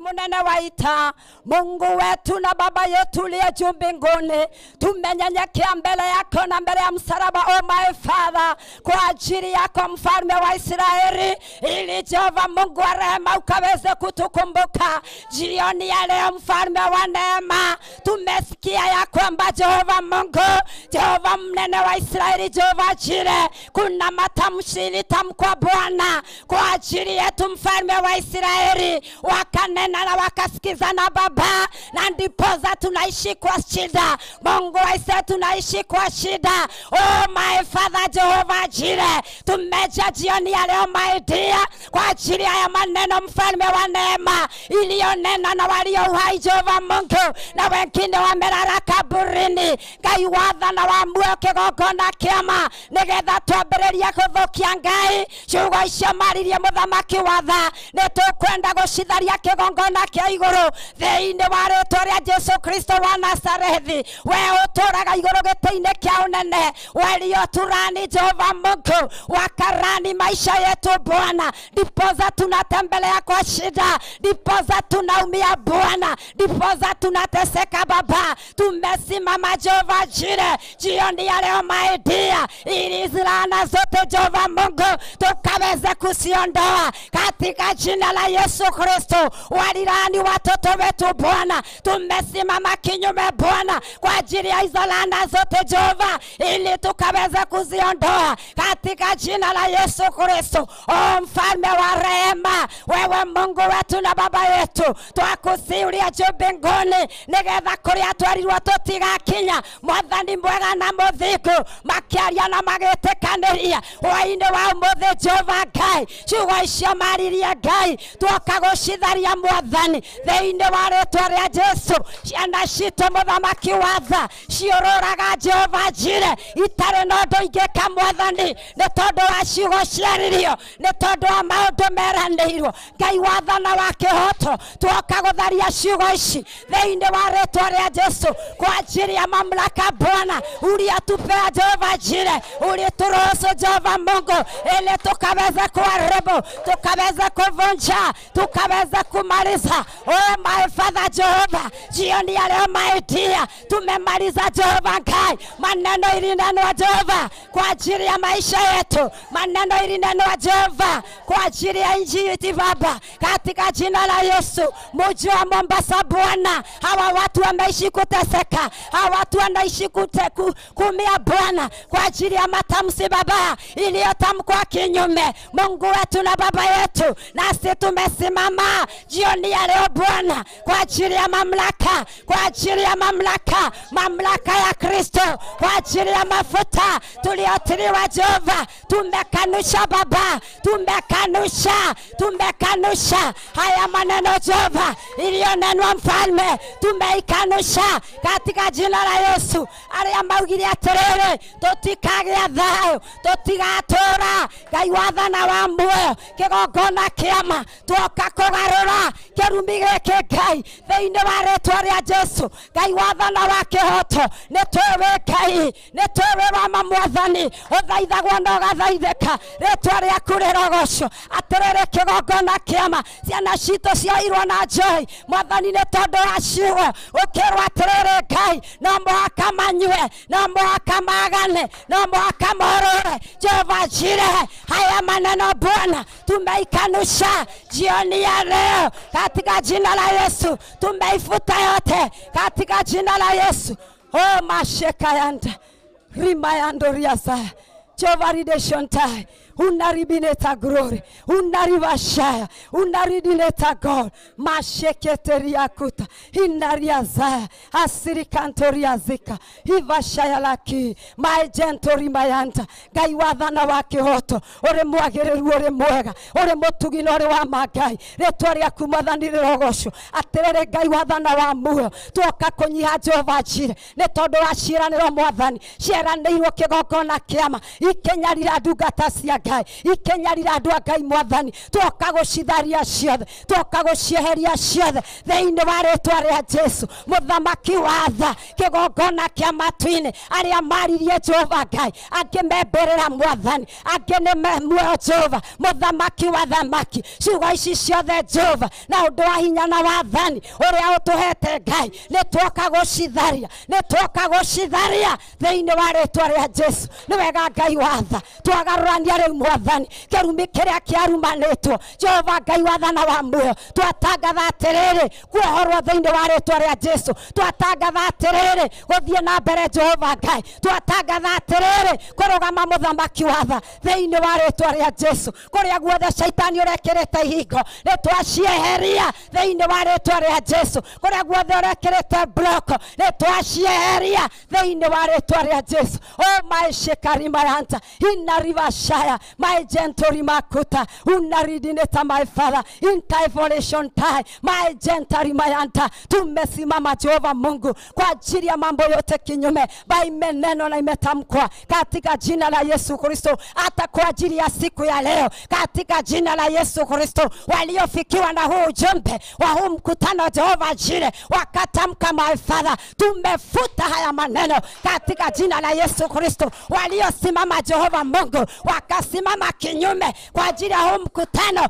Jehova Mungu wa Israeli tumefuta haya maneno tumeyafuta sasa katika jina la Yesu na tumetangaza hawana nguvu tena hawana mamlaka hawana uwezo mkutano utaendelea watu watafunguliwa my genta yoko zote zitavunjwa nia zote zitamalizika katika jina la Yesu watu wa Mungu watafunguliwa katika jina la Yesu shetani wewe nimekutangazia hauna mamlaka hauna nguvu hauna uwezo katika jina la Yesu kwa ajili ya mkutano hauna mamlaka katika jina la Yesu masheketeri mayanda Jehova Mungu wa rehema unastahili kuinuliwa Bwana unastahili kuabudiwa wewe ni mwaminifu wewe ni mtakatifu asante Jehova Jire tunaamini kuendelea tunaamini Jehova Jire katika jina la Yesu Kristo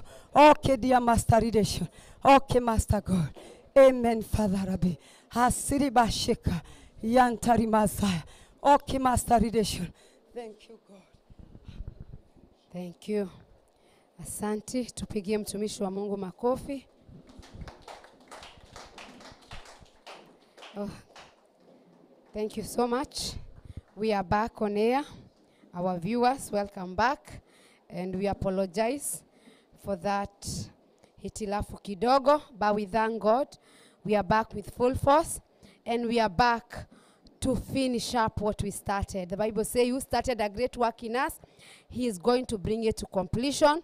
Kwa hivyo alianzisha hii kazi ya siku ya leo ya kubomoa na kuharibu, lazima ikamilike katika jina la Yesu Kristo.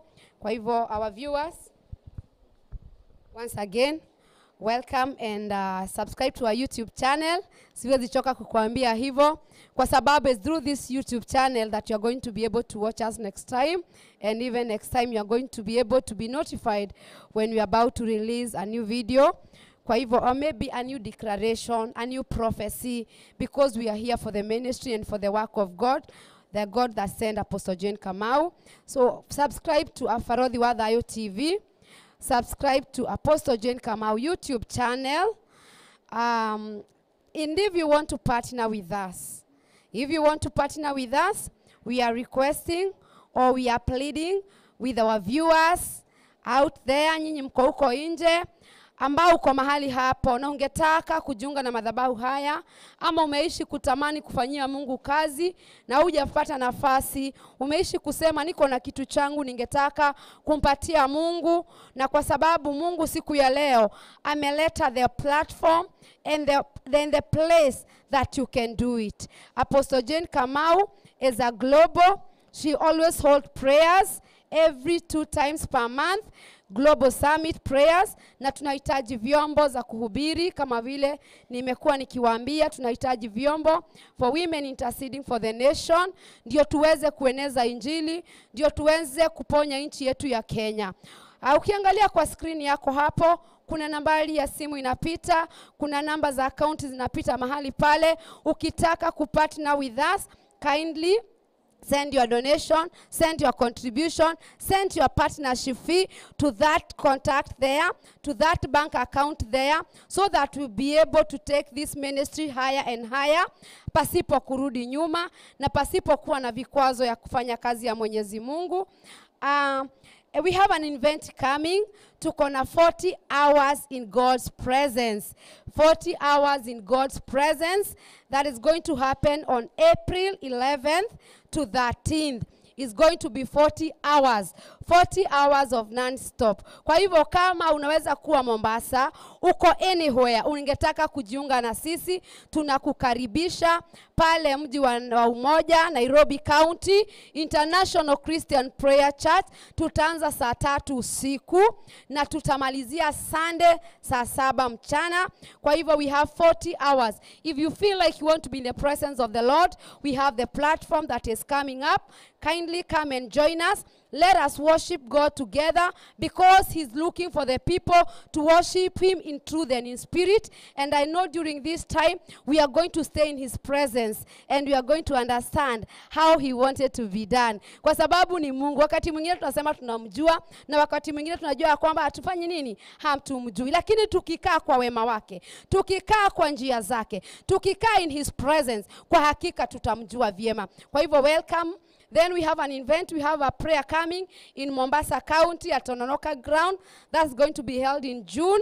Tutakuwa na maombi ya women interceding for the nation coming, kwa sababu hiyo ndio sababu tu kwa mahali hapa siku ya leo. We are laying ground for women interceding for the nation. Ndio tukaweze kuja na kupenya na kuingia katika mji wa Mombasa katika mwezi wa 6 tarehe 28, tukikuja kukomboa mji wa Mombasa officially, kama vile amemtuma Mungu nabii wake Apostle Jane Kamau. Kwa hivyo make a date with us. Hizo siku nimekuambia, najua kuna date zingine za kuja before that of Tononoka Ground, but because it's a big event, unaweza taka kutoka nchi ya nje ukuje ushikanie na sisi. You can book a flight now, it is still cheaper. Unaweza taka kutoka mbali, it is still time. Kwa hivyo make a date with us, tuweze kukuja na tu in the presence of the Lord. Once again, subscribe to the YouTube channel. Hiyo ndio inatuwezeshanga kukuletea haya maombi. Farodhi wa Thayo TV and Apostle Jane Kamau YouTube channel. Kindly subscribe to our YouTube channel. Ndio uweze kuwa unapata ujumbe, uweze kuwa unapata haya maombi one on one. Kama vile nimekuambia, mara 2 kwa mwezi tunakuanga live, na tunakuanga live hajajituma. Ile Mungu amesema ikafanyike, hiyo ndio anakujanga nayo. Akisema Mungu amesema tukatoe watu mateka, hiyo ndio tunawenda kufanya, kwa sababu ni Mungu ametumana. Na Mungu akitumana, anajua kuna watu ambao wako mateka na Mungu ni anataka kuwafungua. Kwa hivyo subscribe to the YouTube channel. Also remember to partner with us. Partner with this, Women Interceding for the Nation. Partner with JK Ministry in buying the preaching equipment. Tuwezeshe tu kuweza kukufikia. Tuwezeshe kuweza kufika hata kwa wale watu ambao hawajapata hii injili. Nakumbuka tungetaka kutamani hata tuende mpaka Turkana. Tungetaka kwenda mbali na mbali na mbali. Lakini tungeomba mtuwezeshe. Maana kukondisha vyombo kuna tugharimu sana sana. Tunagaramika kukondisha vyombo, jukwaa, na najua ya kwamba kuna mtu amewezeshwa na Mungu uko mahali hapo nje, na najua ya kwamba ungetaka kupartner with us. Na ukipartner with us, I know God is going to bless you, because you are doing the work of God, the God that sent you, the God that sent Apostle Jane Kamau, the God that is standing for you, that you can be able to stand in the gap. He is going to send you for her. Kwa hivyo ukitaka, kindly, the number is on the screen. The number is there on the screen. Najua sasa hivi kila mtu ako zile za like, who is Apostle Jane Kamau? I'm about to introduce and read her biography. I'm about to read the biography of Apostle Jane Kamau, kwa sababu ni mama wa kimataifa, ni mama ambaye ameshikilia nchi ya Kenya na njia kubwa sana kimaombi. We are here because of Women Interceding for the Nation. I'll read the biography in short for Women Interceding for the Nation. Then I'll read her biography, so that all of us ambao umejoin today is your first day, you are our first viewer today, umesema hujatuwatch siku nyingine, you'll be able to understand who is Apostle Jane Kamau and what is Women Interceding for the Nation. Nitasoma.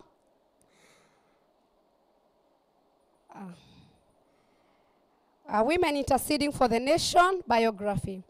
Women Interceding for the Nation is a prayer movement founded by Apostle Jane Kamau in January 2024. Responding to a divine calling, Apostle Jane Kamau formed the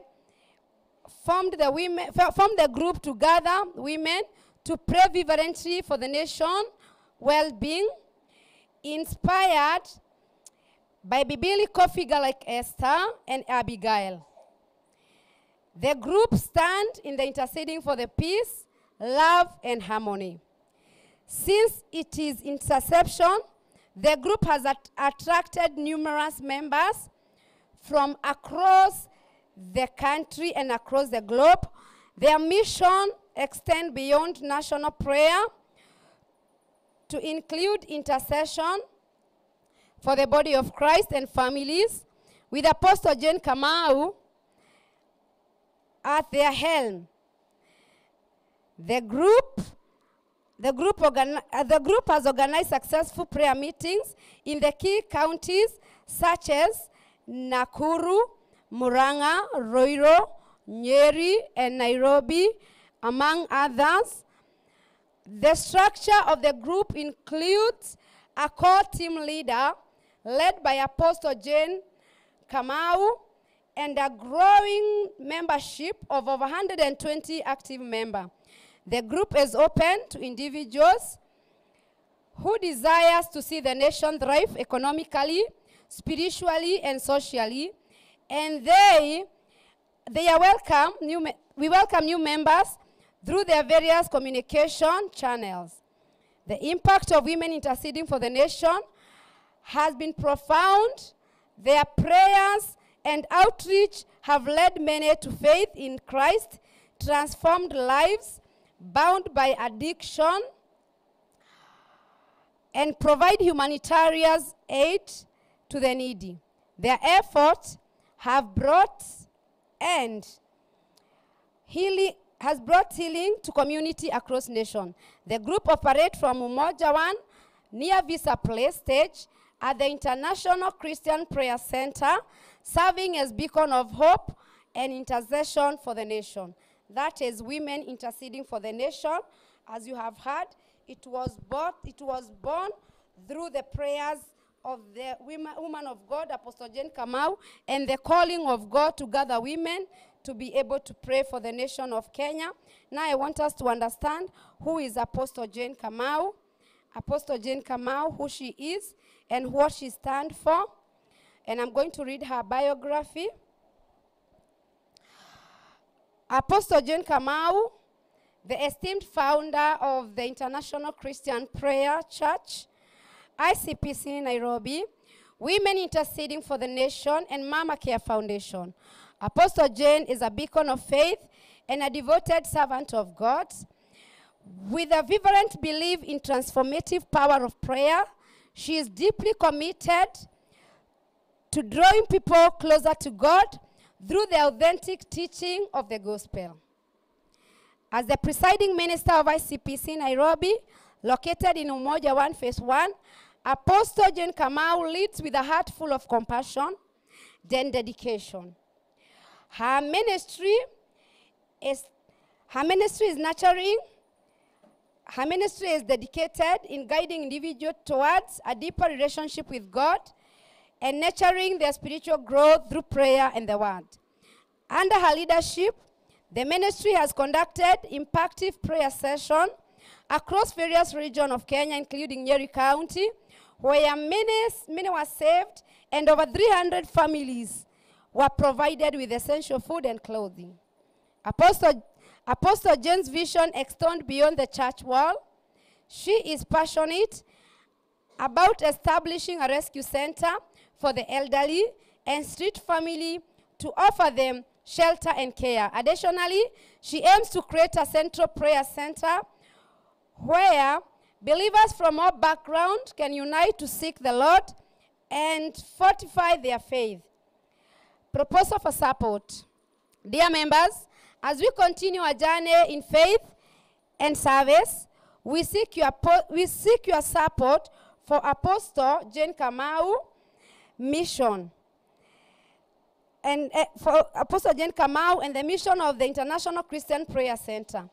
Apostle Jane has shown an unwavering dedication to God's work and has faithfully led ICPC Nairobi with a vision to transform lives and uplift community. Our mission to bring people closer to God through teaching of gospel and to sustain them in power of prayer. Our vision to establish a rescue center for the elderly and street family, providing them with a safe haven and essential care, create a central prayer center where believers can gather, seek God's presence, and strengthen their faith. We are committed to praying for nationwide peace and unity and economic growth. We also aim to establish a media platform to broadcast our live event to those beyond our boundaries. The initiative will help us reach more people. We trust that God will provide, and we invite you to partner with us in the endeavor. In the spirit of unity and support, we are called to uplift Apostle Jane Kamau ministry as Joshua did for Moses. The Bible instructs us to write our vision with clarity and boldness, and we believe that together we can make the vision a reality. We invite you to join us in this noble cause. Your support, whether through prayers, financial contribution, or volunteering, will be crucial in achieving these goals and advancing God's kingdom. Let us seize this opportunity to be a vessel through which God's work is accomplished. That is Apostle Jane Kamau, and that is her mission, that is her vision, to be able to reach many people, to be able to help as many people as she can, and that is why we ask you to partner with us. The number is on the screen. If you have your offering, you'd want also to partner with your offering. The number for the offering is also on your screen. You can send your offering. You can send your sacrifice.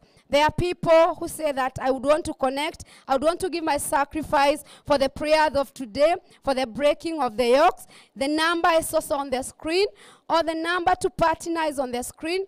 The number to help us to buy the church equipment to be able to reach many people is on your screen. And I know that today is going to be a greater day. Today is going to be a powerful day. The Bible says he sent his word and healed them and delivered them from their distraction. Today you are going to be delivered from all the distraction, because that is the will of God. And that is the will of God. Let us remember to subscribe the YouTube channel Apostle Jane Kamau. Let us remember to also like and also share with a friend, so that the next time they will not be bypassed by this ministry, they will not be bypassed by these prayers, so that their families and also they can be saved. I want to invite my senior pastor, and I know that God is with us and God is doing miracles in our life. Amen. Tupigie Pastor Ann makofi. Amen. Ametuongoza vizuri. Mungu akawabariki na akawatende mema. Nataka tukasimame kwa miguu yetu, tukaweze kumkaribisha mtumishi wa Mungu ambao ni Apostle Jane Kamau, ndiye akaweza kutupa ujumbe ambao Mungu aliachilia kwake, ndiye akaweza kumtuma mahali hapa katika mji wa Mombasa, ndiye akalete ujumbe na akatangaza ya kwamba waliofungwa na minyororo wanafunguliwa siku ya leo. Ni Mungu aliyemtuma mahali hapa, na ninajua vile Mungu alimtuma mahali hapa, kuna mambo makubwa yanaenda kutendeka mahali hapa. Kuna mambo makuu yanaenda kutendeka mahali hapa, kwa sababu waliofungwa wanaachiliwa siku ya leo katika jina la Yesu Kristo. Nataka tumkaribishe mtumishi wa Mungu Apostle Jane Kamau. Nataka tuweke worship moja ndio tukaweze kumkaribisha, na ndio Mungu akaweze kutubariki. Tuongoze worship moja Apostle Reg. Karibu sana ukatuongoze kwa worship, na Mungu akubariki sana. Hallelujah to Jesus. Hallelujah to Jesus. Bwana asifiwe. Inua tu mikono yako mbele za Bwana. Hallelujah. Inua tu mikono yako mbele za Bwana. tunakuabudu, tunakuabudu, tunakuabudu, mwenye enzi tunakuabudu Bwana, tunakuabudu, tunakuabudu Bwana, kuabudu mwenye tunakuinua Bwana, o tunakuinua, tunakuinua, o Bwana, tunakuabudu mwenye ni wewe, ni wewe Bwana, ni wewe, ni wewe Bwana, Bwana ni wewe Bwana, ni wewe Bwana, ni wewe Bwana, hakuna kama wewe, tunakuabudu Bwana, ni wewe, ni wewe Bwana, ni wewe, ni wewe Bwana, ni wewe, ni wewe Bwana, sifa ni zako na utukufu wako, ni wewe Bwana, wasahili ni wewe Bwana, ni wewe Bwana, ni wewe, ni wewe. Fungua tu kinywa chako, mwambie Bwana ni asante tunapomleta mtumishi wa Bwana. Fungua tu kinywa chako. Lord, we thank you. Lord, we worship you. Rima zakariandere basikiriantarabasaya. Tunasimama Bwana tena mara nyingine kwa mamlaka na kwa nguvu. Fungua tu kinywa chako katika jina la Yesu. Popote pale ambapo unasikia sauti na kufuatilia program hii, fungua tu kinywa chako, wakati wa Mungu kunena nasi umefika. Rima zakariandere basaya. Nataka kumleta senior pastor tuongoze kwa maombi na kisha mkaribisha. Rima shaka.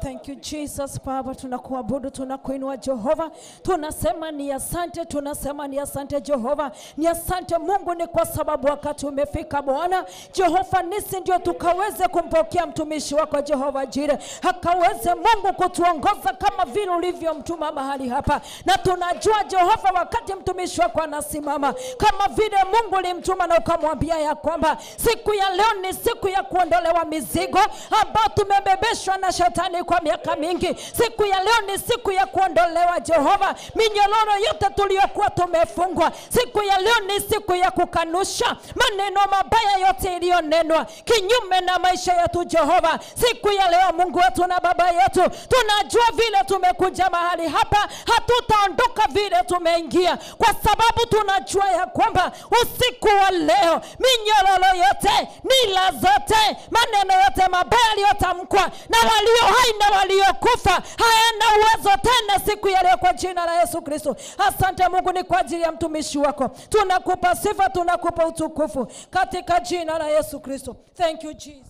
Asante. Thank you. Asante Yesu. Tunakupa sifa, tunakuinua Bwana. Unastahili sifa na utukufu. Tunanyenyekea kwako Bwana tukisema unastahili. Hakuna uwezo ulio kama wako na hakuna nguvu zilizo kama zako Bwana. Asante tunapofika Jehova Jire lisaa hili la kuingia na kupenya na kuharibu agenda zote za ufalme wa giza.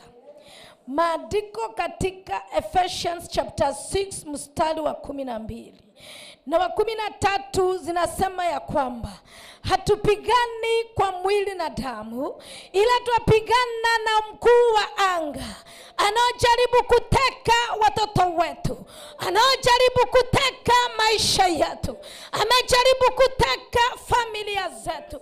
Tuna deal na mfalme wa anga katika jina lake Yesu Kristo, na tumekuja kutangaza ya kwamba shetani hauna nguvu wala mamlaka. Maroho ya kuzimu haina nguvu wala mamlaka. Maroho ya ufalme wa giza hayana nguvu wala mamlaka. We pull down all evil altars in the mighty name of Jesus. Tunatangaza ya kwamba wewe Yesu mwana wa Mungu damu yako iliyomwagika msalabani ikafunikia kila mmoja mahali hapa, na ikafunikia watoto tulioacha nyumbani, ikafunikia wapendwa wetu tuliowaacha, ikafunikia anga yote Jehova mahali hapa, ikafunikia taifa letu la Kenya, ikafunikia mji huu wa Mombasa, katika jina lako Yesu Kristo. Na kwa wakati na masaa ya Bwana, tunataka kupenya na kuingia katika anga ya 13, anga ya 12, tukitangaza na tukifuruga ajenda zote za maroho ya giza, ufalme wote umakatera bozeketeria rekatara mazeketeria, katika jina la Yesu. Yesu mwana wa Mungu, kwa hakika wewe ni muweza. Tunaitisha Angel Michael aliyetumwa katika Daniel chapter 10.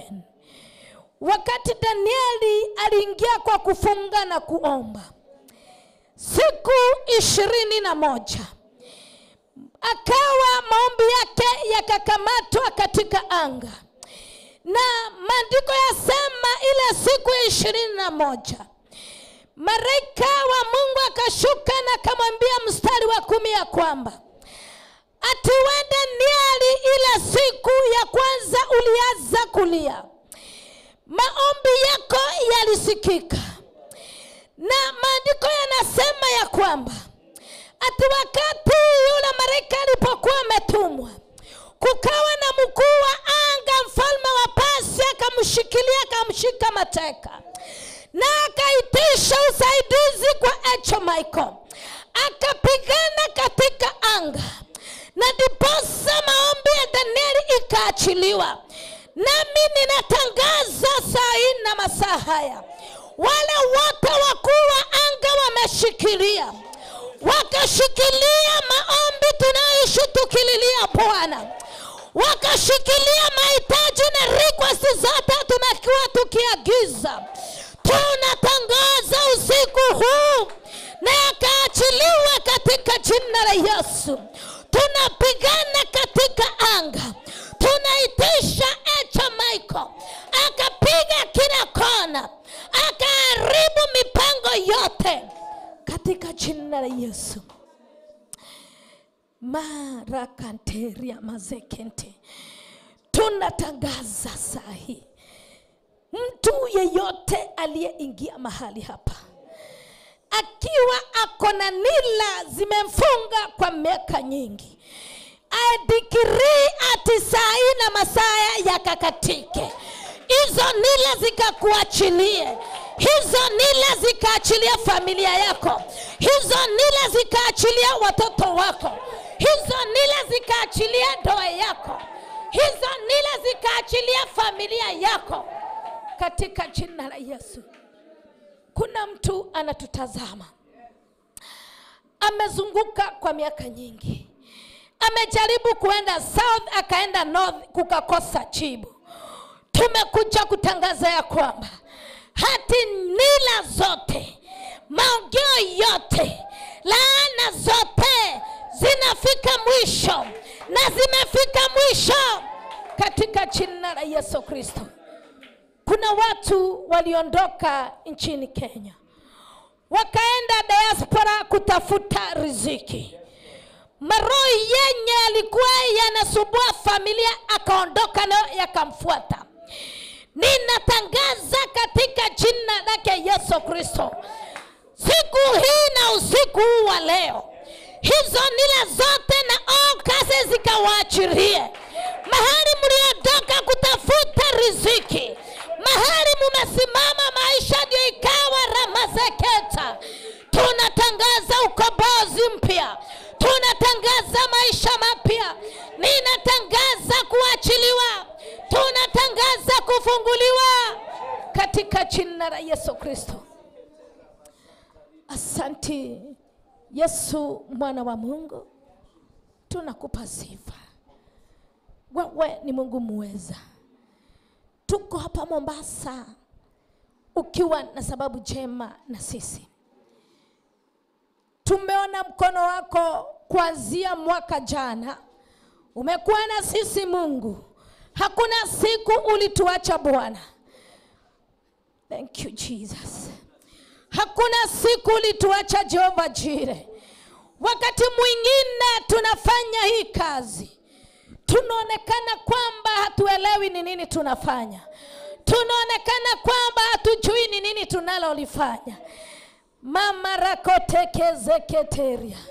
Tunatangaza Bwana, kwa hakika hakuna mtu anayeweza fanya haya mambo yote akiwa hana na uwezo uliotoka kwako. Tukiwa hatuna na nguvu zenye zimetoka kwako Bwana, tunakupa sifa. Tunakupa sifa Bwana. Tunakupa sifa Jehova. Tumekupa sifa Mesia. Umekuwa na sisi, hatujaaibika. Hakuna siku tuliaibika Bwana. Tumeona ukikomboa Jehova. Tumeona ukiponya Mungu wetu. Tumeona ukisimamisha Jehova. Tunaomba ukapokee sifa. Tunaomba ukapokee sifa. Asante. Thank you Jesus.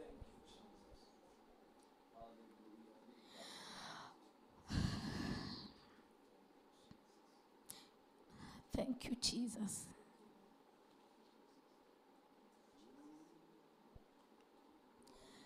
Thank you Jesus.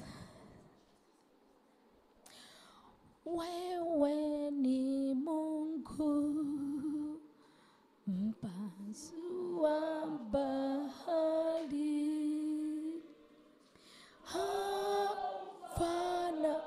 hafananishwi na kitu kingine,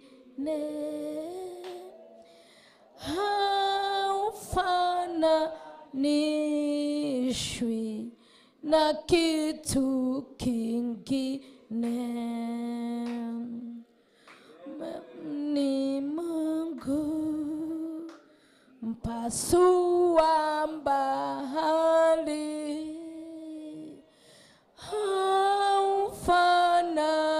haufananishwi na kitu kingine,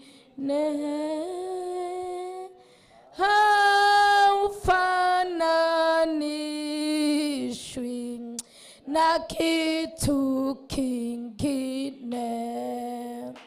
Umefanya mambo ambayo mwanadamu hawezi kufanya. Umetoa faraja ambayo mwanadamu hawezi kutoa.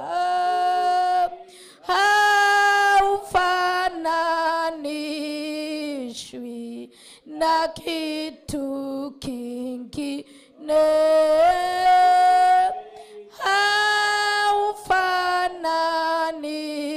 haufananishwi na kitu kingine. Bwana Yesu asifiwe. Tukae chini kidogo. Ya kwanza nataka kushukuru kila mtu mwenye amejiavail siku hii na usiku huu wa leo. Nataka kurudisha shukrani kwa timu yote wenye tulitoka Nairobi na nyinyi. Nataka kurudisha shukrani kwa timu ya Mombasa mlio tukaribisha mahali hapa. Na ninataka kurudisha shukrani kwa wale wamekaa kwa mitandao wakitufuatilia. Na nataka kutangaza ya kwamba Mungu anayeona kwa siri akawakumbuke na akawatende mema. Wakati nilipokuwa nikisimama ndio nikaweze kuingia katika uombezi, nilikuwa nataka kufanya introduction but nikasikia kuna anga. Bwana Yesu asifiwe. Ninahisi hakuna kitu mumepiga. Rekateri ya mazeka. Hakuna kitu tumepiga. Maana ninahisi mkuu wa anga anajaribu kuzunguka katika mahali hapa. Bwana Yesu asifiwe. Na sababu yetu kuwa mahali hapa, hakuna mtu, hata hatuna familia tunaweza sema ndio wamefanya tuje katika mji wa Mombasa ndio tukaombe, ati sababu ya insecurity yenye inaonekana katika maeneo ati watu wetu wasikapatane na bara. Bwana Yesu asifiwe. Na ni kwa mzigo na ujumbe mwenye Mungu aliachilia wakati tulifika mahali hapa, na akasema Wakristo wote tuungane pamoja. Upendo wa Wakristo uliisha. Mambo ya kujigamba na makanisa inyamazishwe katika miji yote, mataifa yote. Bwana Yesu asifiwe. Maana hizi ni nyakati za manabii na mitume. Bwana Yesu asifiwe. Hizi ni nyakati za mwisho. Hii ni nyakati la kanisa lake Yesu Kristo. Sio nyakati ya kujigamba mimi ni wa dini hii na mimi ni wa dini hii. Ni wakati sasa umefika watu wote wa Kristo waongee na sauti moja. Na nimekanyanga na nikafika Mombasa nikitaka kutangaza ati wa Kristo wote mnaojua mnasema Yesu ni Bwana, msipoungana museme na munene na sauti moja, yale yatawapata hapa huu mji. Mutatekwa na makanisa yatateketezwa na mutafurugwa katika ili eneo. Badala mshikane mkiinukania, ni vita kila saa kila wakati. Mmoja akifungua kanisa pale mwingine pale. Badala waone brothers and sisters wanazanga kuinukania na kupigana. Na sababu ya hiyo Mungu akawa amekasirika na akasema ataachilia baraka katika mji wa Mombasa. Wakristo wenye mko katika Mombasa, maisha yenu yako hatarini msipobadilika. Msipoungana muongee na sauti moja. Msipoacha kujipiga kifua hati mimi ndio niko na jina, niko na kanisa kubwa. I want to decree from today, hakuna Mungu, hakuna mtu aliye mkubwa kuliko Mungu. Hakuna mtu aliye na uwezo wa kuliko Jehova. Tuko hapa sababu ya Mungu. Tuko hapa sababu ya kanisa la Kristo. Bwana Yesu na asifiwe. Huu ni ujumbe ninauachilia kwa Wakristo na kwa madhehebu zote ziko katika mji huu. Maana huku ndio kutakuwa kukali. Siku kama zijaenda sana, makanisa yataanza kuteketezwa huku Mombasa. Rekanteria bazeketa. Kama tutaenda sana, Wakristo wataanza kuuliwa hapa mji wa Mombasa. Ninasema kulingana na vile Roho Mungu asema, msiposikia Wakristo wenye mko mji huu, muungane muongee na sauti moja, familia zenu na mali yenu itaangamia. Parebo zeketeria.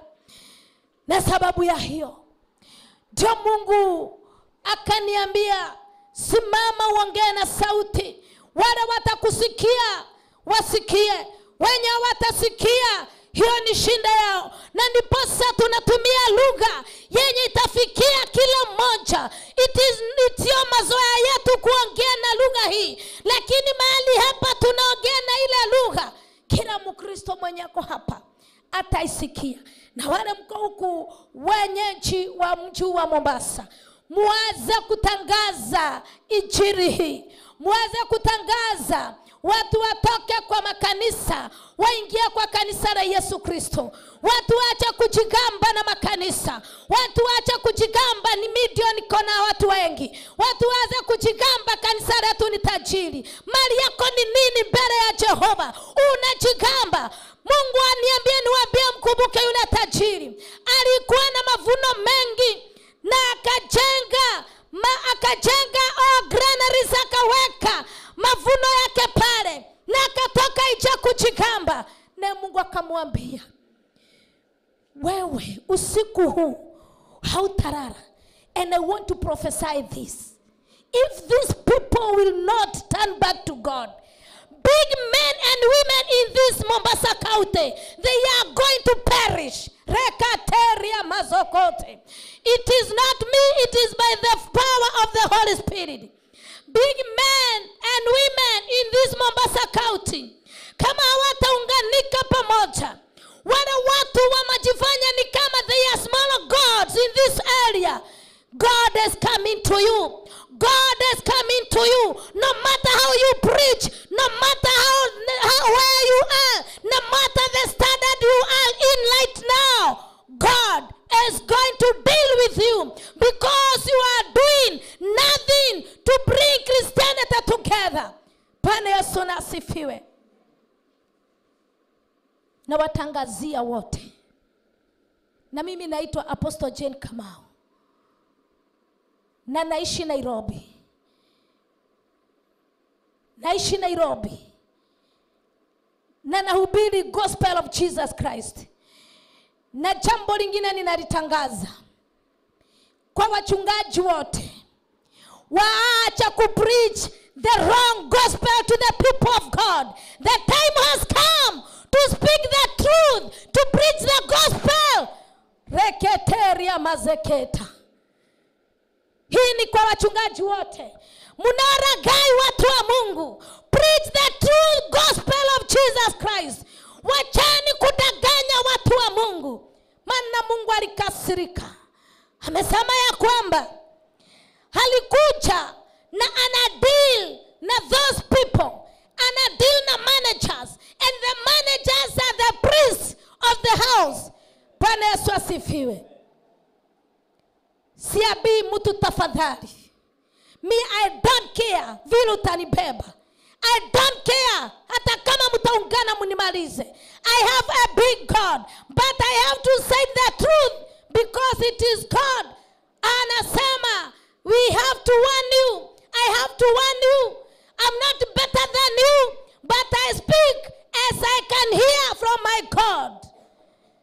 Tuwache vituko na sarakasi katika makanisa. Tuache vituko. Tuache kufanya vile tunavyotaka. And then on Sunday ikifika, tunajifanya vile tumeokoka. We preach water. Bwana Yesu asifiwe. Tuache gospel ya uongo. Tuache gospel ya uongo. Na nyinyi mumeletwa hapa na Mungu. Muweze kufanya campaign. Popote kule mko.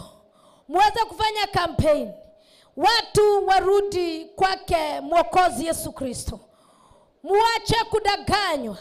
Damu ya Yesu iliyomwagika msalabani ili tuokoe na ikatuosha dhambi. Ni wakati wa kusimama na kujua kama umeokoka na unakiri Yesu ni Bwana. Praise God.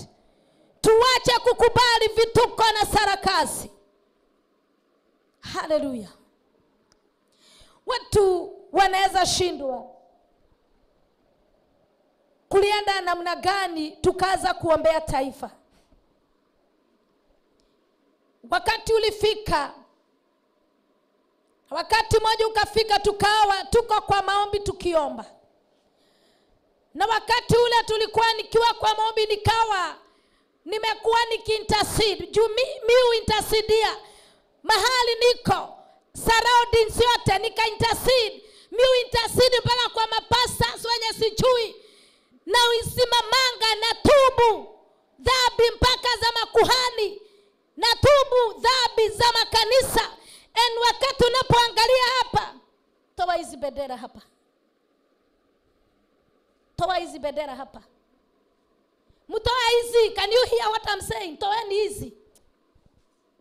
Mtoa hizi. Toa hizo. Wakati mkiangalia pale, zitoe uzilete nizishike na mkono. Toa zote. Tumekuwa tukitubu dhambi za makanisa. Tumekuwa tukitubu dhambi za familia. Tumekuwa tukitubu dhambi kila wakati kuchao.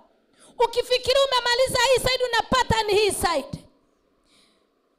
Tukafika mahali tukasikia sasa tunafaa kuintercede. Na siku moja nikiwa tunaomba nikasikia anga ya mahali nilikuwa imekuwa clear. because I have interceded for everyone, everything. Na hapo ndio nikasikia niko na mzigo wa kuombea taifa. Bwana Yesu asifiwe. Na hiyo ni kama miaka 2 imepita.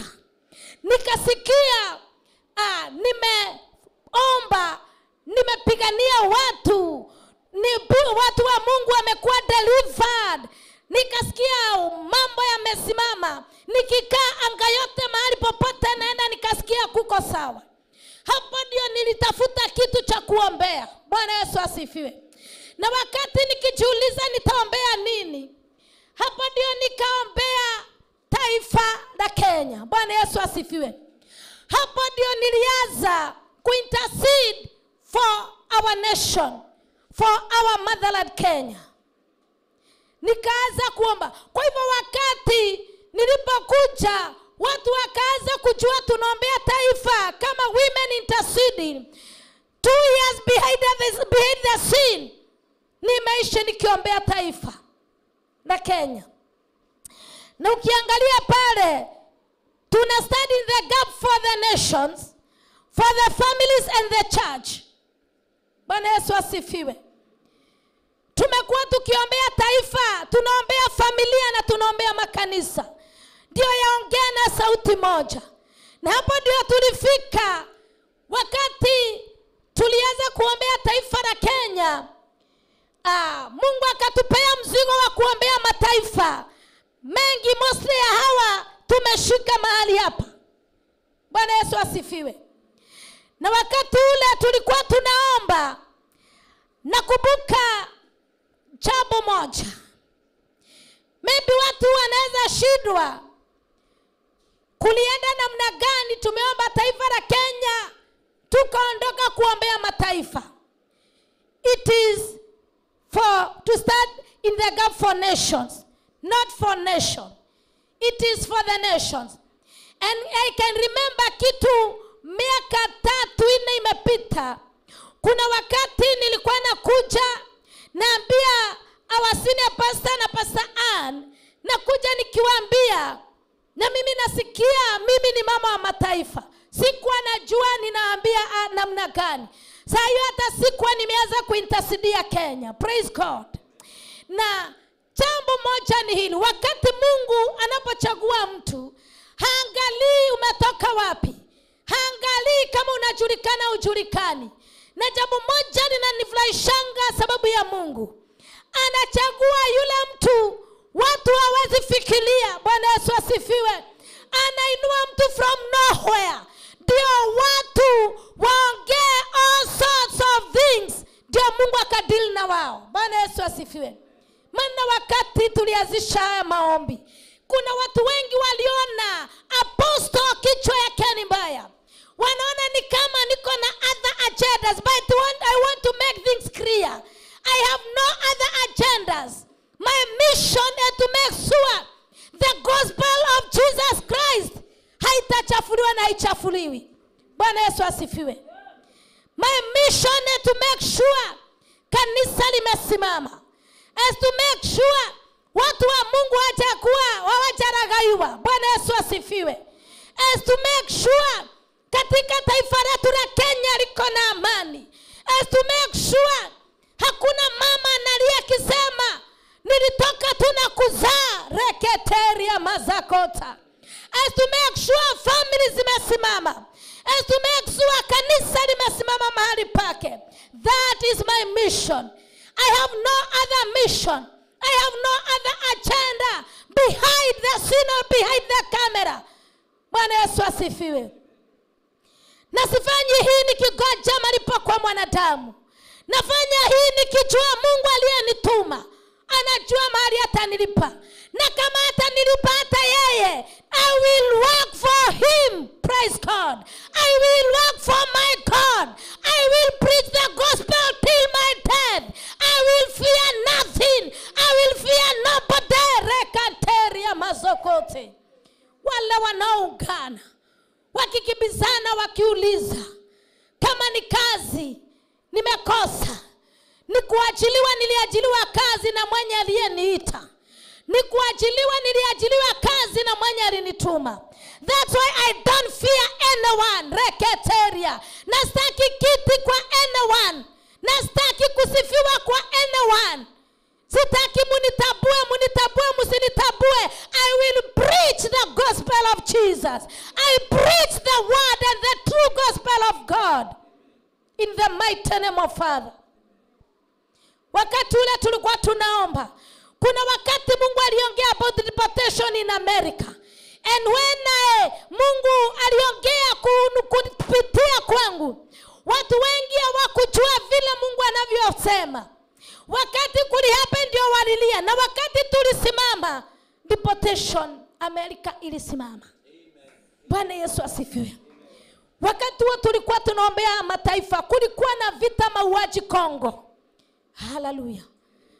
Mungu ametuliza mawimbi mengi sana. Na ninajua jambo moja tu. Mimi na hiki kikundi, simameni tu niwataburishe. Women interceding. Hata Mombasa simameni.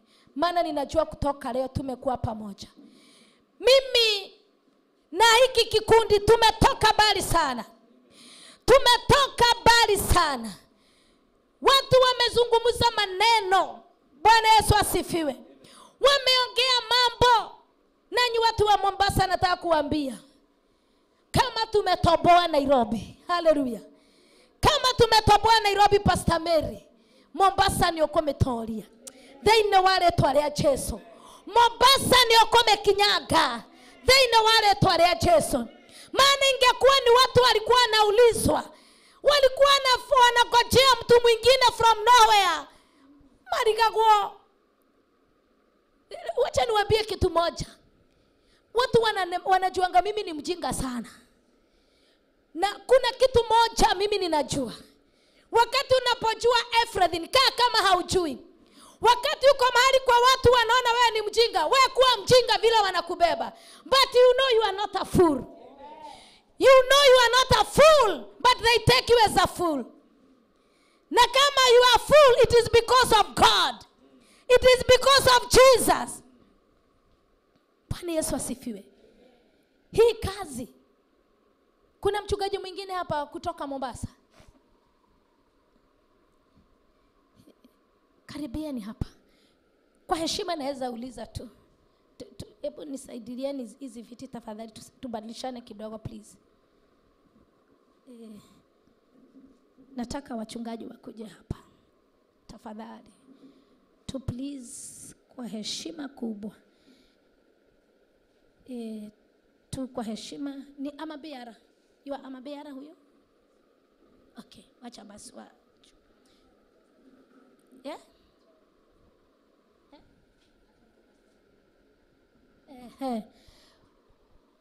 Wachungaji, tukae pale. Peo kiti pale. Onyesha mahali ya wachungaji walikuwa wamekaa. Bwana Yesu asifiwe. Napenda kuhesimisha mafuta yoyote, dogo kubwa. Bwana Yesu asifiwe. Nataka kuwanenea hivi, wachungaji wa Mungu. Hii kazi iko na maadui wengi.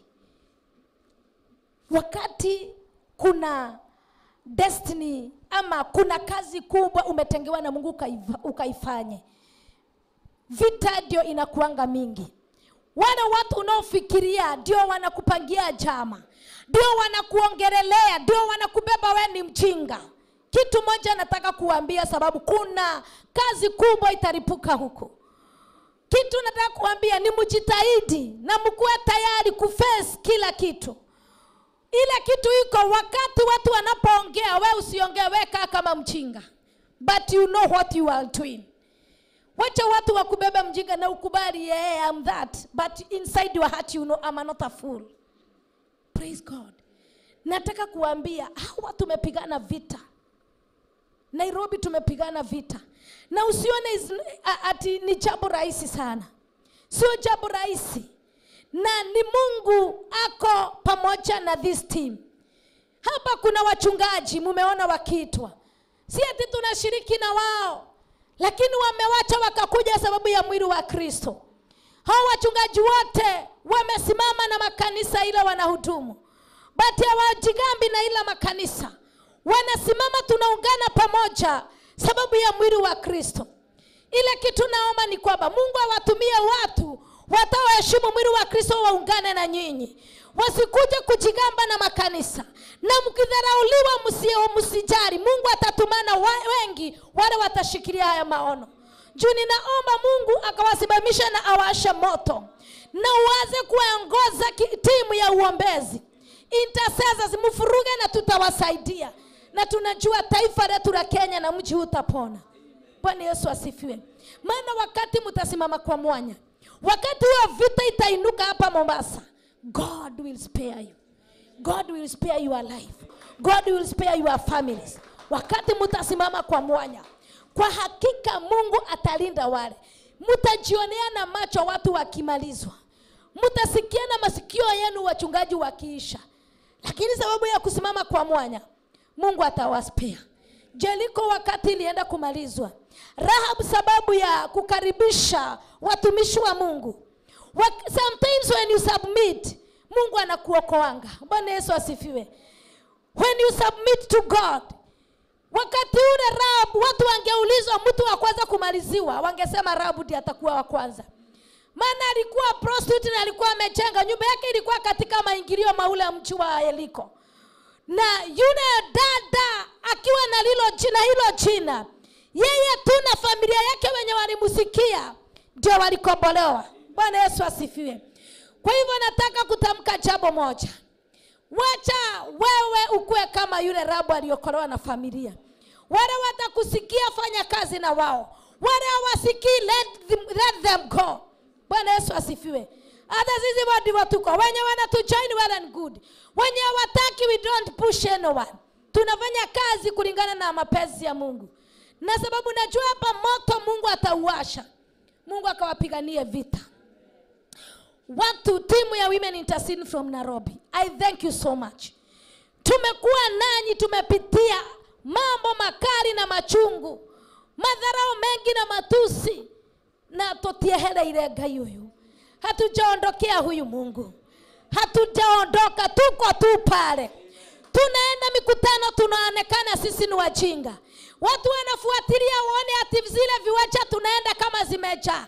Nataka kuambia ya kwamba Mungu hamove na crowds. Bwana Yesu asifiwe. Na tuko hapa tufanye vituko na sarakazi. Hallelujah. Tunaenda vile tuko tukijua the chosen ones will join us. The chosen one will join us. Na tutafanya maombi mpaka tutimize ahadi yake Mwenyezi Mungu. Na hapo ndio sijaringi. Nafanya mikutano na sitaki kujua ni nani ama nani atakuja. Bwana Yesu asifiwe. Na ndio unaona maana tutaki kuweka picha za vituko na sarakazi. Ndio nimeishi nikiweka poster picha moja. Hallelujah. Maana wengi wanaweka vitu za kuvuta watu. Waweke vituko na sarakazi. Sisi we are there for prayers. Hatuko hapo tukigoja ama tukientertain watu. We are not entertainers. We are intercessors. Bwana Yesu asifiwe. We are not entertainers. Kama wanatugoja kwa viwanja tukawa-entertain, pole sana, poleni sana wale mnagoja entertainers. Wakati tunapoingia sisi ni kuomba kwa moyo mmoja na haki. Mungu akawabariki timu na akawatenda makubwa. Ninawaheshimu sana. Ninawapenda. Hizo siku zote tumekuwa na nyinyi hapa. Tumekuwa na nyinyi. Muliacha watoto, mukaacha wazee. Muko hapa sababu ya ukombozi wa Mombasa. Tukawa na family tulipewa na Mungu ya kina Vivian na Frida. Tukawa na familia Mungu ametupea. Ametuongeza Pastor Mary na team. Bwana Yesu asifiwe. Familia inaenda ikiwa kubwa na itazidi kuwa kubwa. Reketeria. Na siku inafika ni nyinyi next mtakuja Nairobi. Tupige anga mpaka mahali Mungu anataka tufike. Bwana Yesu asifiwe. Langu ni kusema ya kwamba tusikaogope. Tusikaogope. Ninafurahia sababu ya Mungu. Wakati tulikuwa tunaomba hapa, tukoona shetani amejaribu kujigauza kukuja kuparalyze, kuterrorist. Maombi tusiombe. Mwere ili woke agadi. Praise God. We have a big God. We have a big God. Na Mungu wetu ni yule anayejibu maombi. Bwana Yesu asifiwe. Mungu awabariki na watende mema.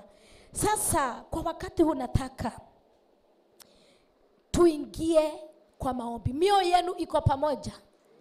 Tunaamini Mungu anatenda sasa. Hatutoki hapa kama tujafuja.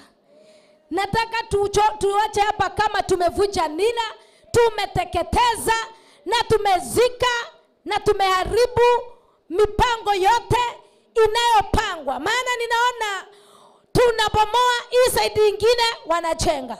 Tukitaka kubomoa hapa wanajenga hapa. Tunataka kuweka ulinzi kwa all territories. In the mighty name of Jesus. Thank you, Father.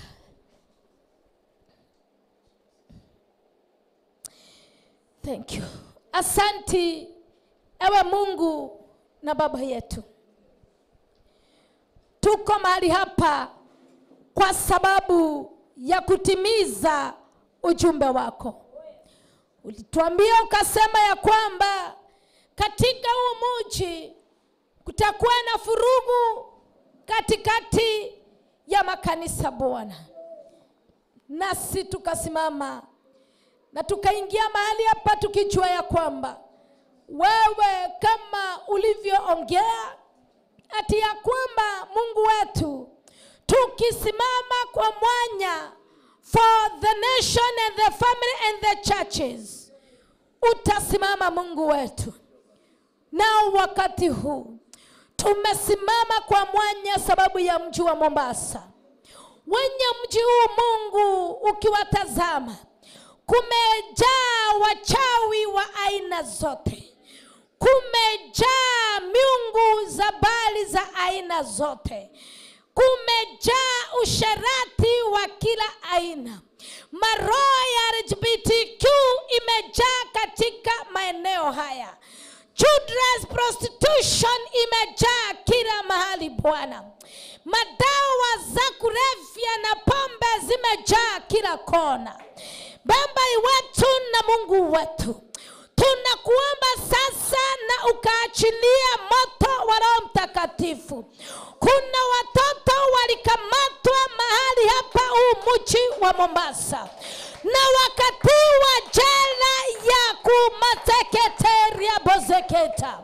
Wanajaribingi kutoka hawawezi Baba. Tunaomba ukaachilia moto sasa na ukateketeze. Ukavuje nila zote zilizofunga hawa watoto. Ukavuje nila zote za dawa za kulevya. Ukavuje nila zote za LGBTQ. Ukavuje nila zote za waganga na wachawi. Maroho yote ya majini wa baharini na wa nchi kavu, tunawashika mateka na tunaharibu mipango yote ya ufalme wa giza. Tunateketeza na tunaharibu. Tunatagaza kwa kila njia damu yako Yesu Kristo. Mji wote wa Mombasa tunatagaza damu yako Yesu Kristo ikanyunyuziwe kila kona katika jina la Yesu. Baba wetu na Mungu wetu, umenena kuhusu makanisa na Christianity in this area God. Na kama tulivyokuja tukaona foundation ya mji wa Mombasa ilikuwa imebeziwa na Christianity, ikaja ikatekwa nyara Bwana, na roho ya chuki ikamwagwa kwa Wakristo. Wewe roho ya chuki katikati ya Kristo, tunakupiga sasa.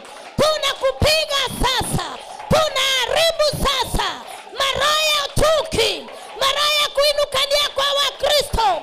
Tunapiga sasa. Tunaharibu yote katika jina la Yesu.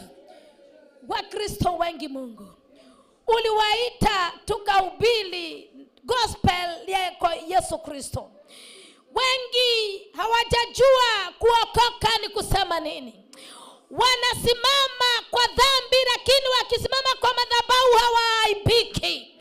Yesu Kristo mwana wa Mungu, tunaomba msamaha kwa kanisa, maana mababa zetu ndio walikukosea, wakasimama na wakafunikia dhambi kwa makanisa, wakasimama na wakafanya vituko sababu ya hela.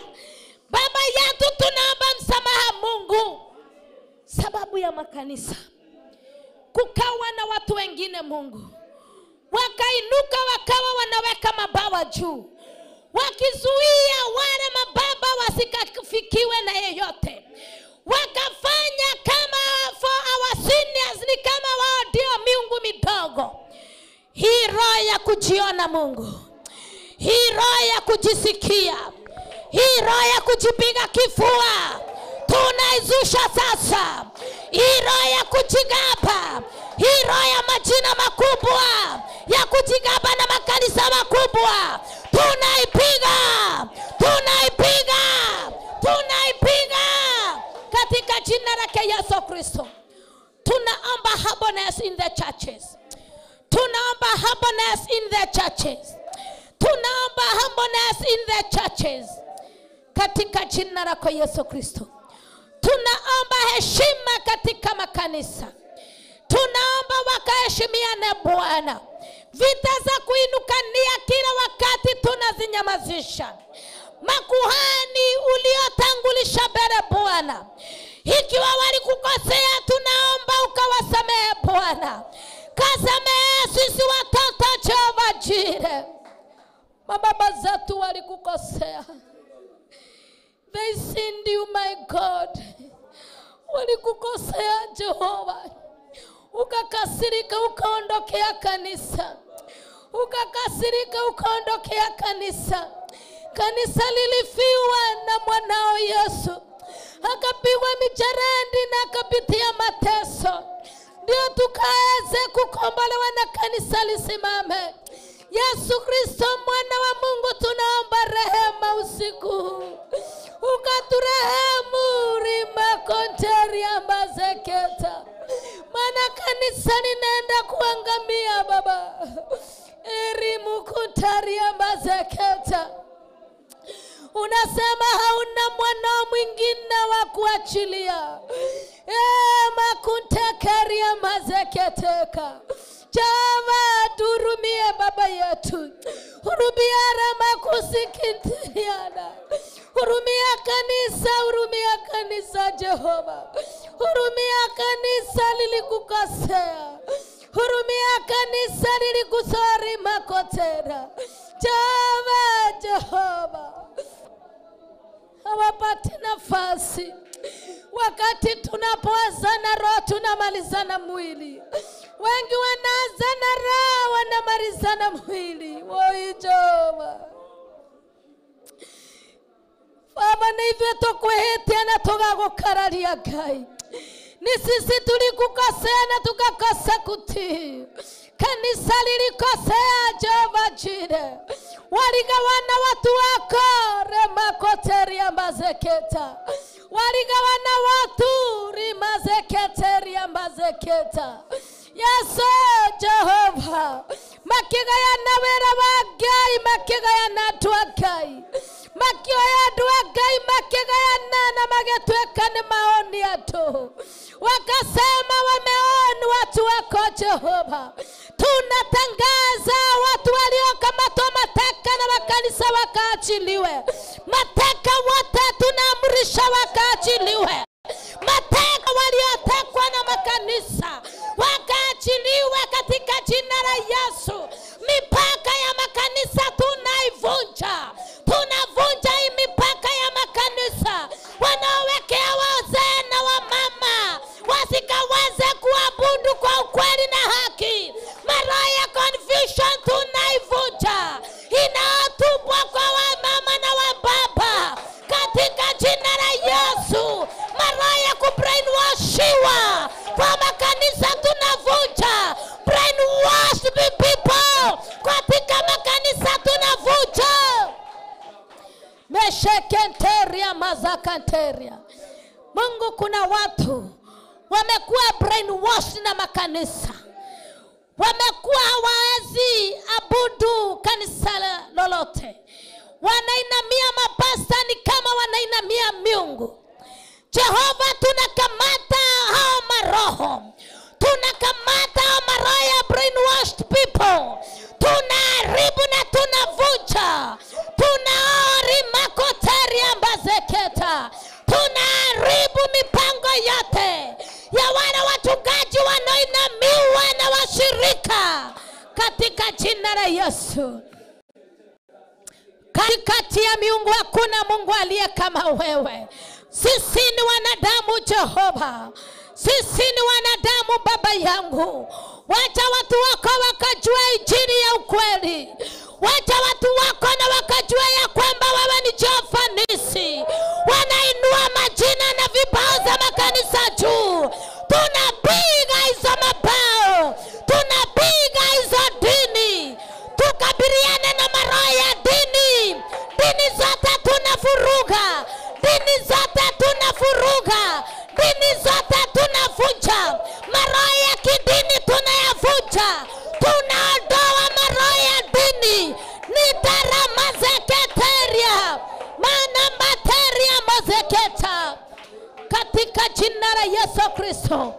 Maroho ya makanisa, maroho ya kujigamba nani amejenga madhabahu mzuri, remakoteria mbazeke. Kanisa ni nini bila wewe Bwana?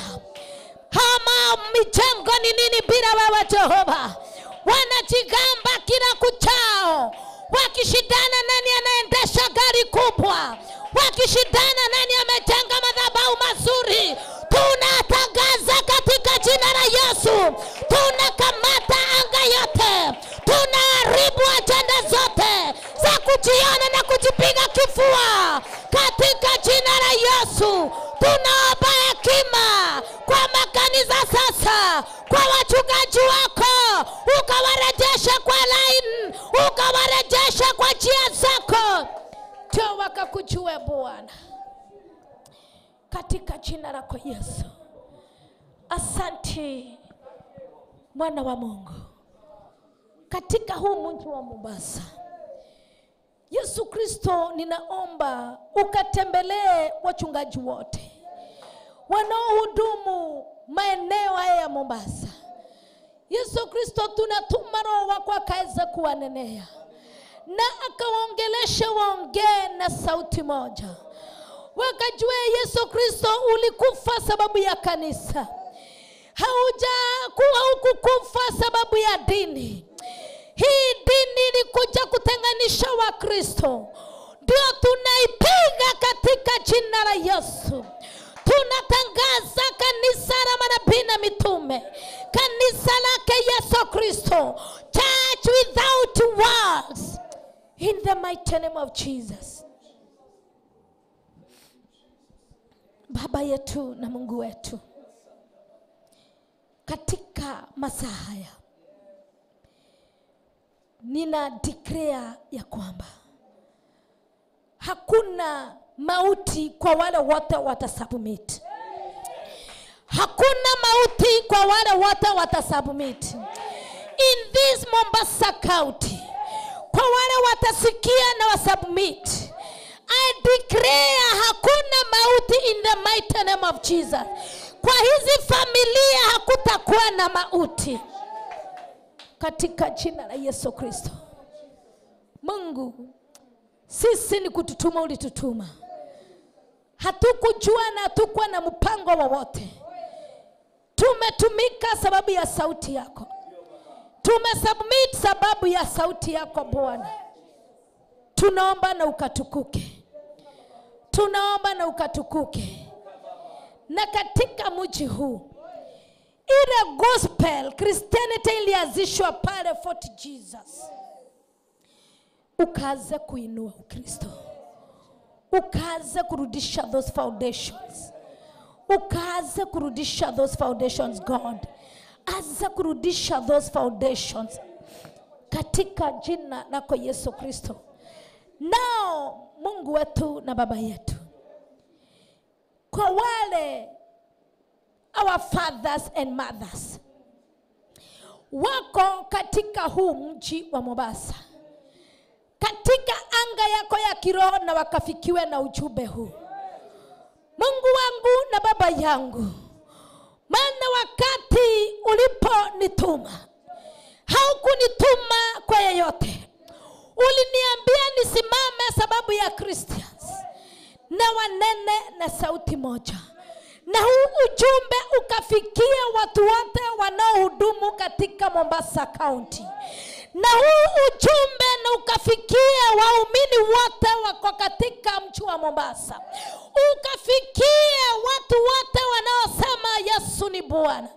Na wakiufikia Bwana, ombi langu kwako ni hii: wakasikia na watii, ndio ukaokoe watoto wako katika jina lako Yesu Kristo. Mungu wetu na Baba yetu, kuna watu wetu waliondoka nchini Kenya na wakaondoka nchi za nje kutafuta riziki. Mahali na wao walifika, wakapata kuna ubaguzi wa rangi, wakapata kuna laana imewafuata. Watoto wao wakaiga tabia za nchi walioenda. Tunatangaza Bwana, unapokomboa mji wa Mombasa, unapokomboa Kenya yetu, komboa yale mataifa yote Bwana. Mataifa yote wote wa Kenya wanaishi, mataifa yote Kenya wanaishi. Ninatangazia amani na kukita na mafuriko Bwana.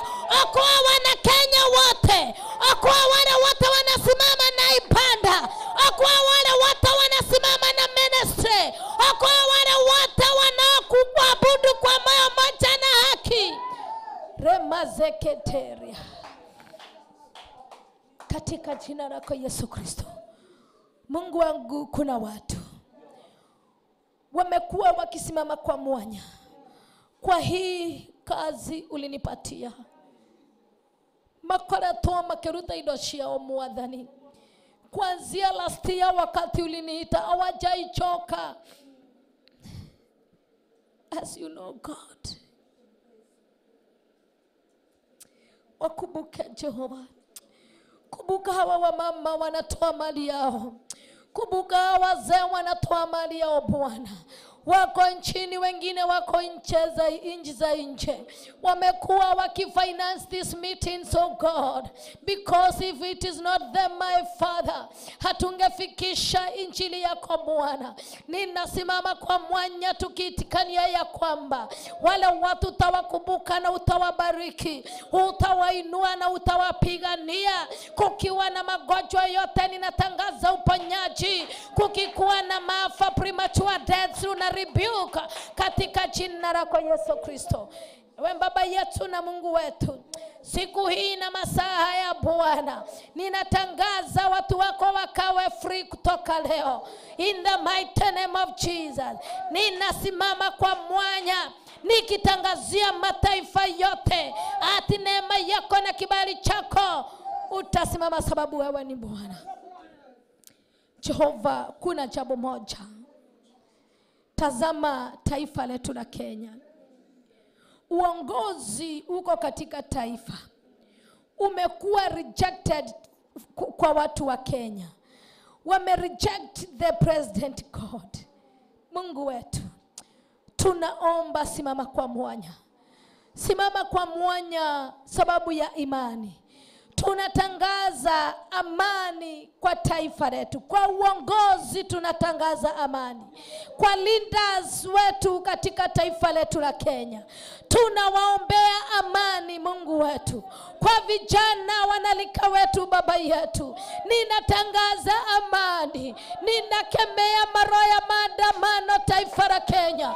Tunakemea maroho ya maandamano. Wale wako tayari kuandamana Bwana, tunakataa umwagikaji wa damu katika taifa letu la Kenya. Tunatangaza amani Bwana katika taifa letu la Kenya. Kwa uongozi wetu Bwana, tunatangaza amani katika taifa letu la Kenya.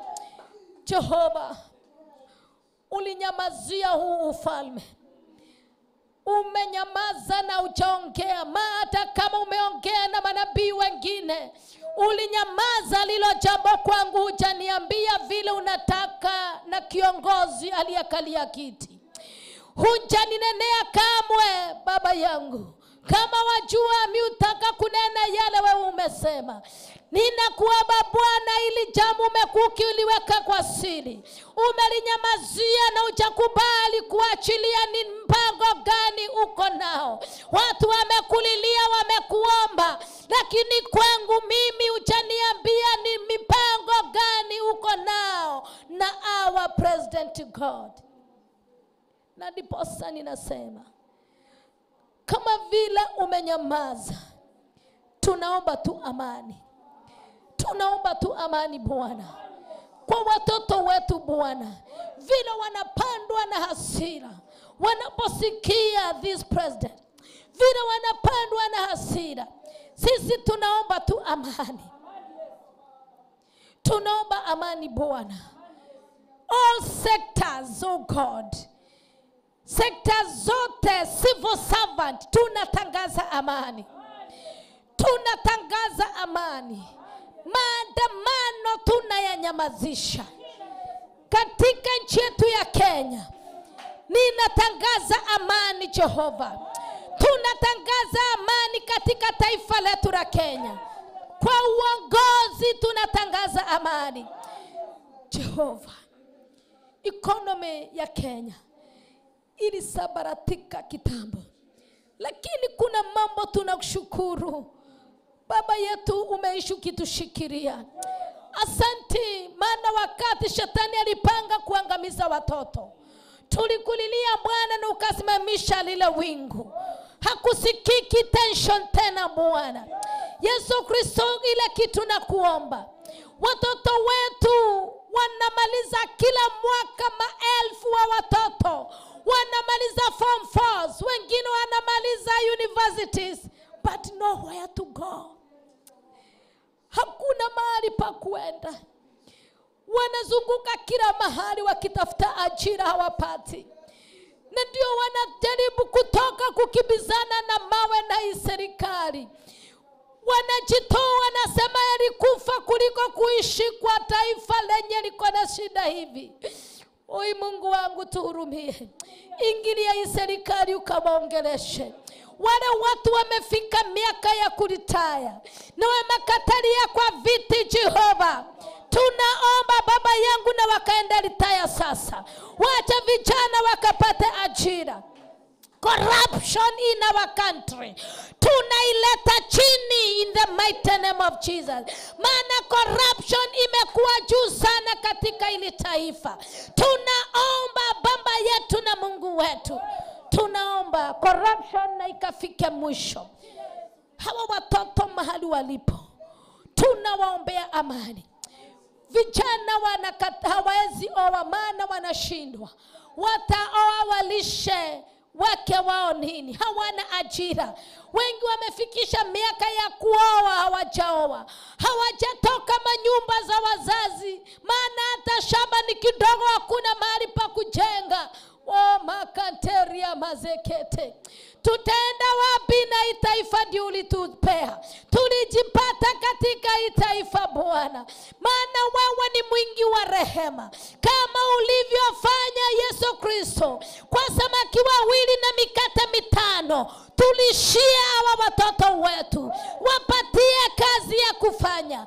Wamepotelea kwa drugs, wengine ni pombe, dawa za kulevya kila kuchao, wengine wakaingilia lesbian na gayism. My Father, my God, deliver our children from the power of darkness. Deliver our children from the power of darkness. Katika jina lako Yesu. Mungu wetu, tunaingia katika familia. Familia zinahangaika Baba, ndoa zimeharibika. Hata zile wako ndani Mungu wangu hawako pamoja, waongelesha nangi. Mungu wangu, uingilie ukaanze kurejesha familia. Baba yangu, ninatangaza hizi familia ziongee na sauti moja. Tunapiga maroho yale yanainuka kutenganisha familia, yenye inaleta vita katikati ya mama na baba na watoto. Familia zimekosa kuongea na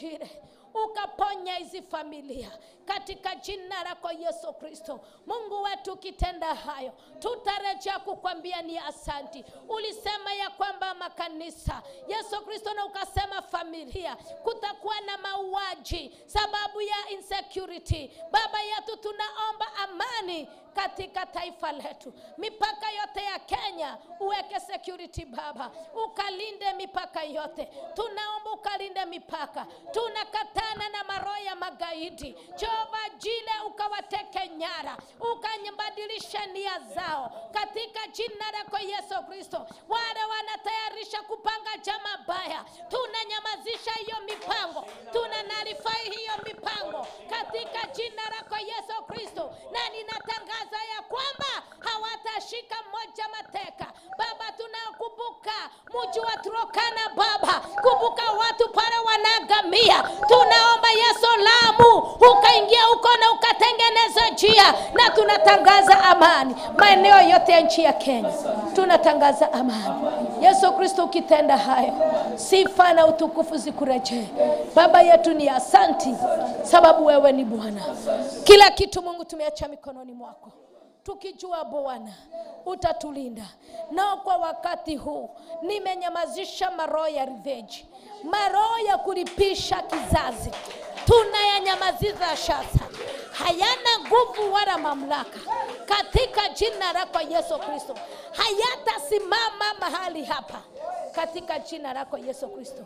Asante Bwana, kila kitu nimeacha mikononi mwako, ukalinde na ukaongoze. Na ni katika jina lako Mungu Baba, Mungu Mwana na Mungu Roho Mtakatifu tukaomba na tukaamini. Tuseme amen. Amen. Amen. Amen.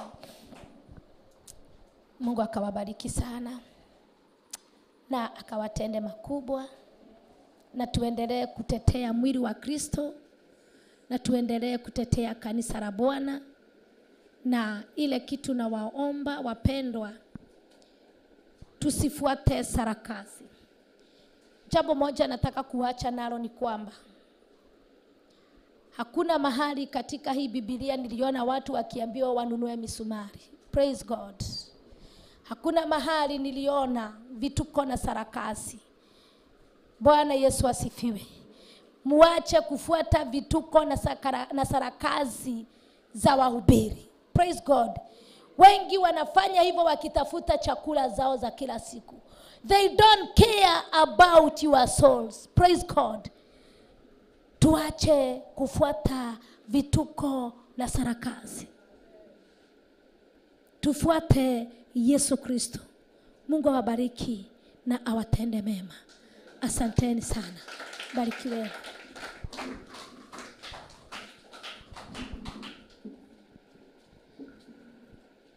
Wow, thank you so much, our mom. We appreciate you. We love you so much. And we honor the grace that you carry. To our viewers, thank you so much for being with us. Thank you so much for making a date with us today. We appreciate you. At this hour, I want to appreciate everybody. I want to appreciate Farodhi Wadhayo TV.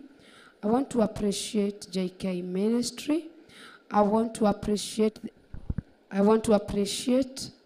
the intercessors, those who availed themselves from Sunday. They have been here in prayers up to now without tiring.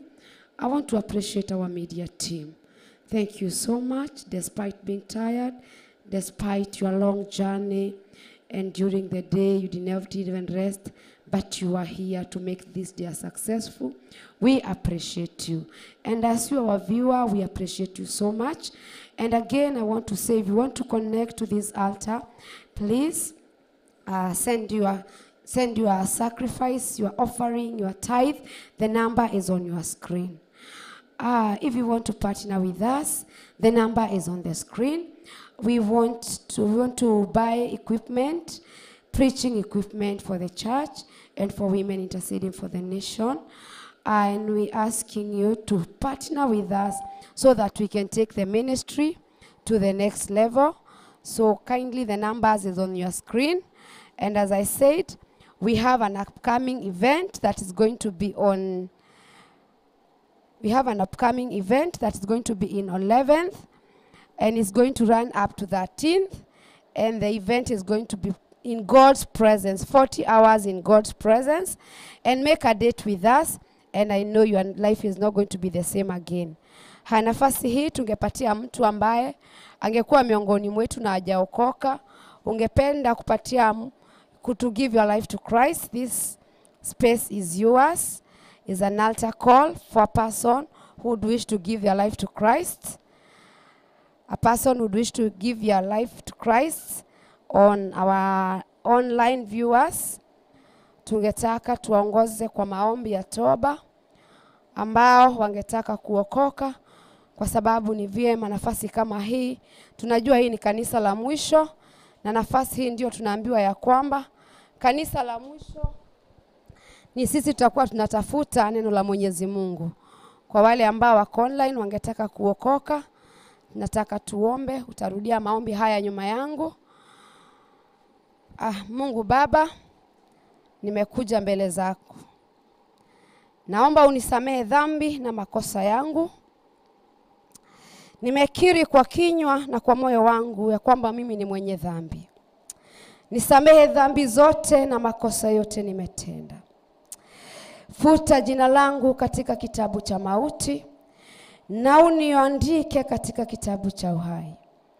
Naamini ya kwamba damu ya mwana Yesu Kristo inatakasa dhambi zote. Baba, nimekana shetani na kazi yake yote. Nimeamua na moyo wangu nikufuate wewe. Baba, niokoe. Na kutoka leo nimekiri ya kwamba Yesu ni Bwana maishani mwangu. Katika jina la Yesu Kristo sema amina. Amen. Mungu atubariki na Mungu atutende mema. Remember to subscribe to YouTube channel Apostle Jane Kamau, and remember to partner with us. Remember to send your sacrifice and the offering on the number on the screen. Mungu atubariki, Mungu atutende mema. It was a beautiful, beautiful evening. See you on 40 hours in God's presence. Make a date with us. Amen.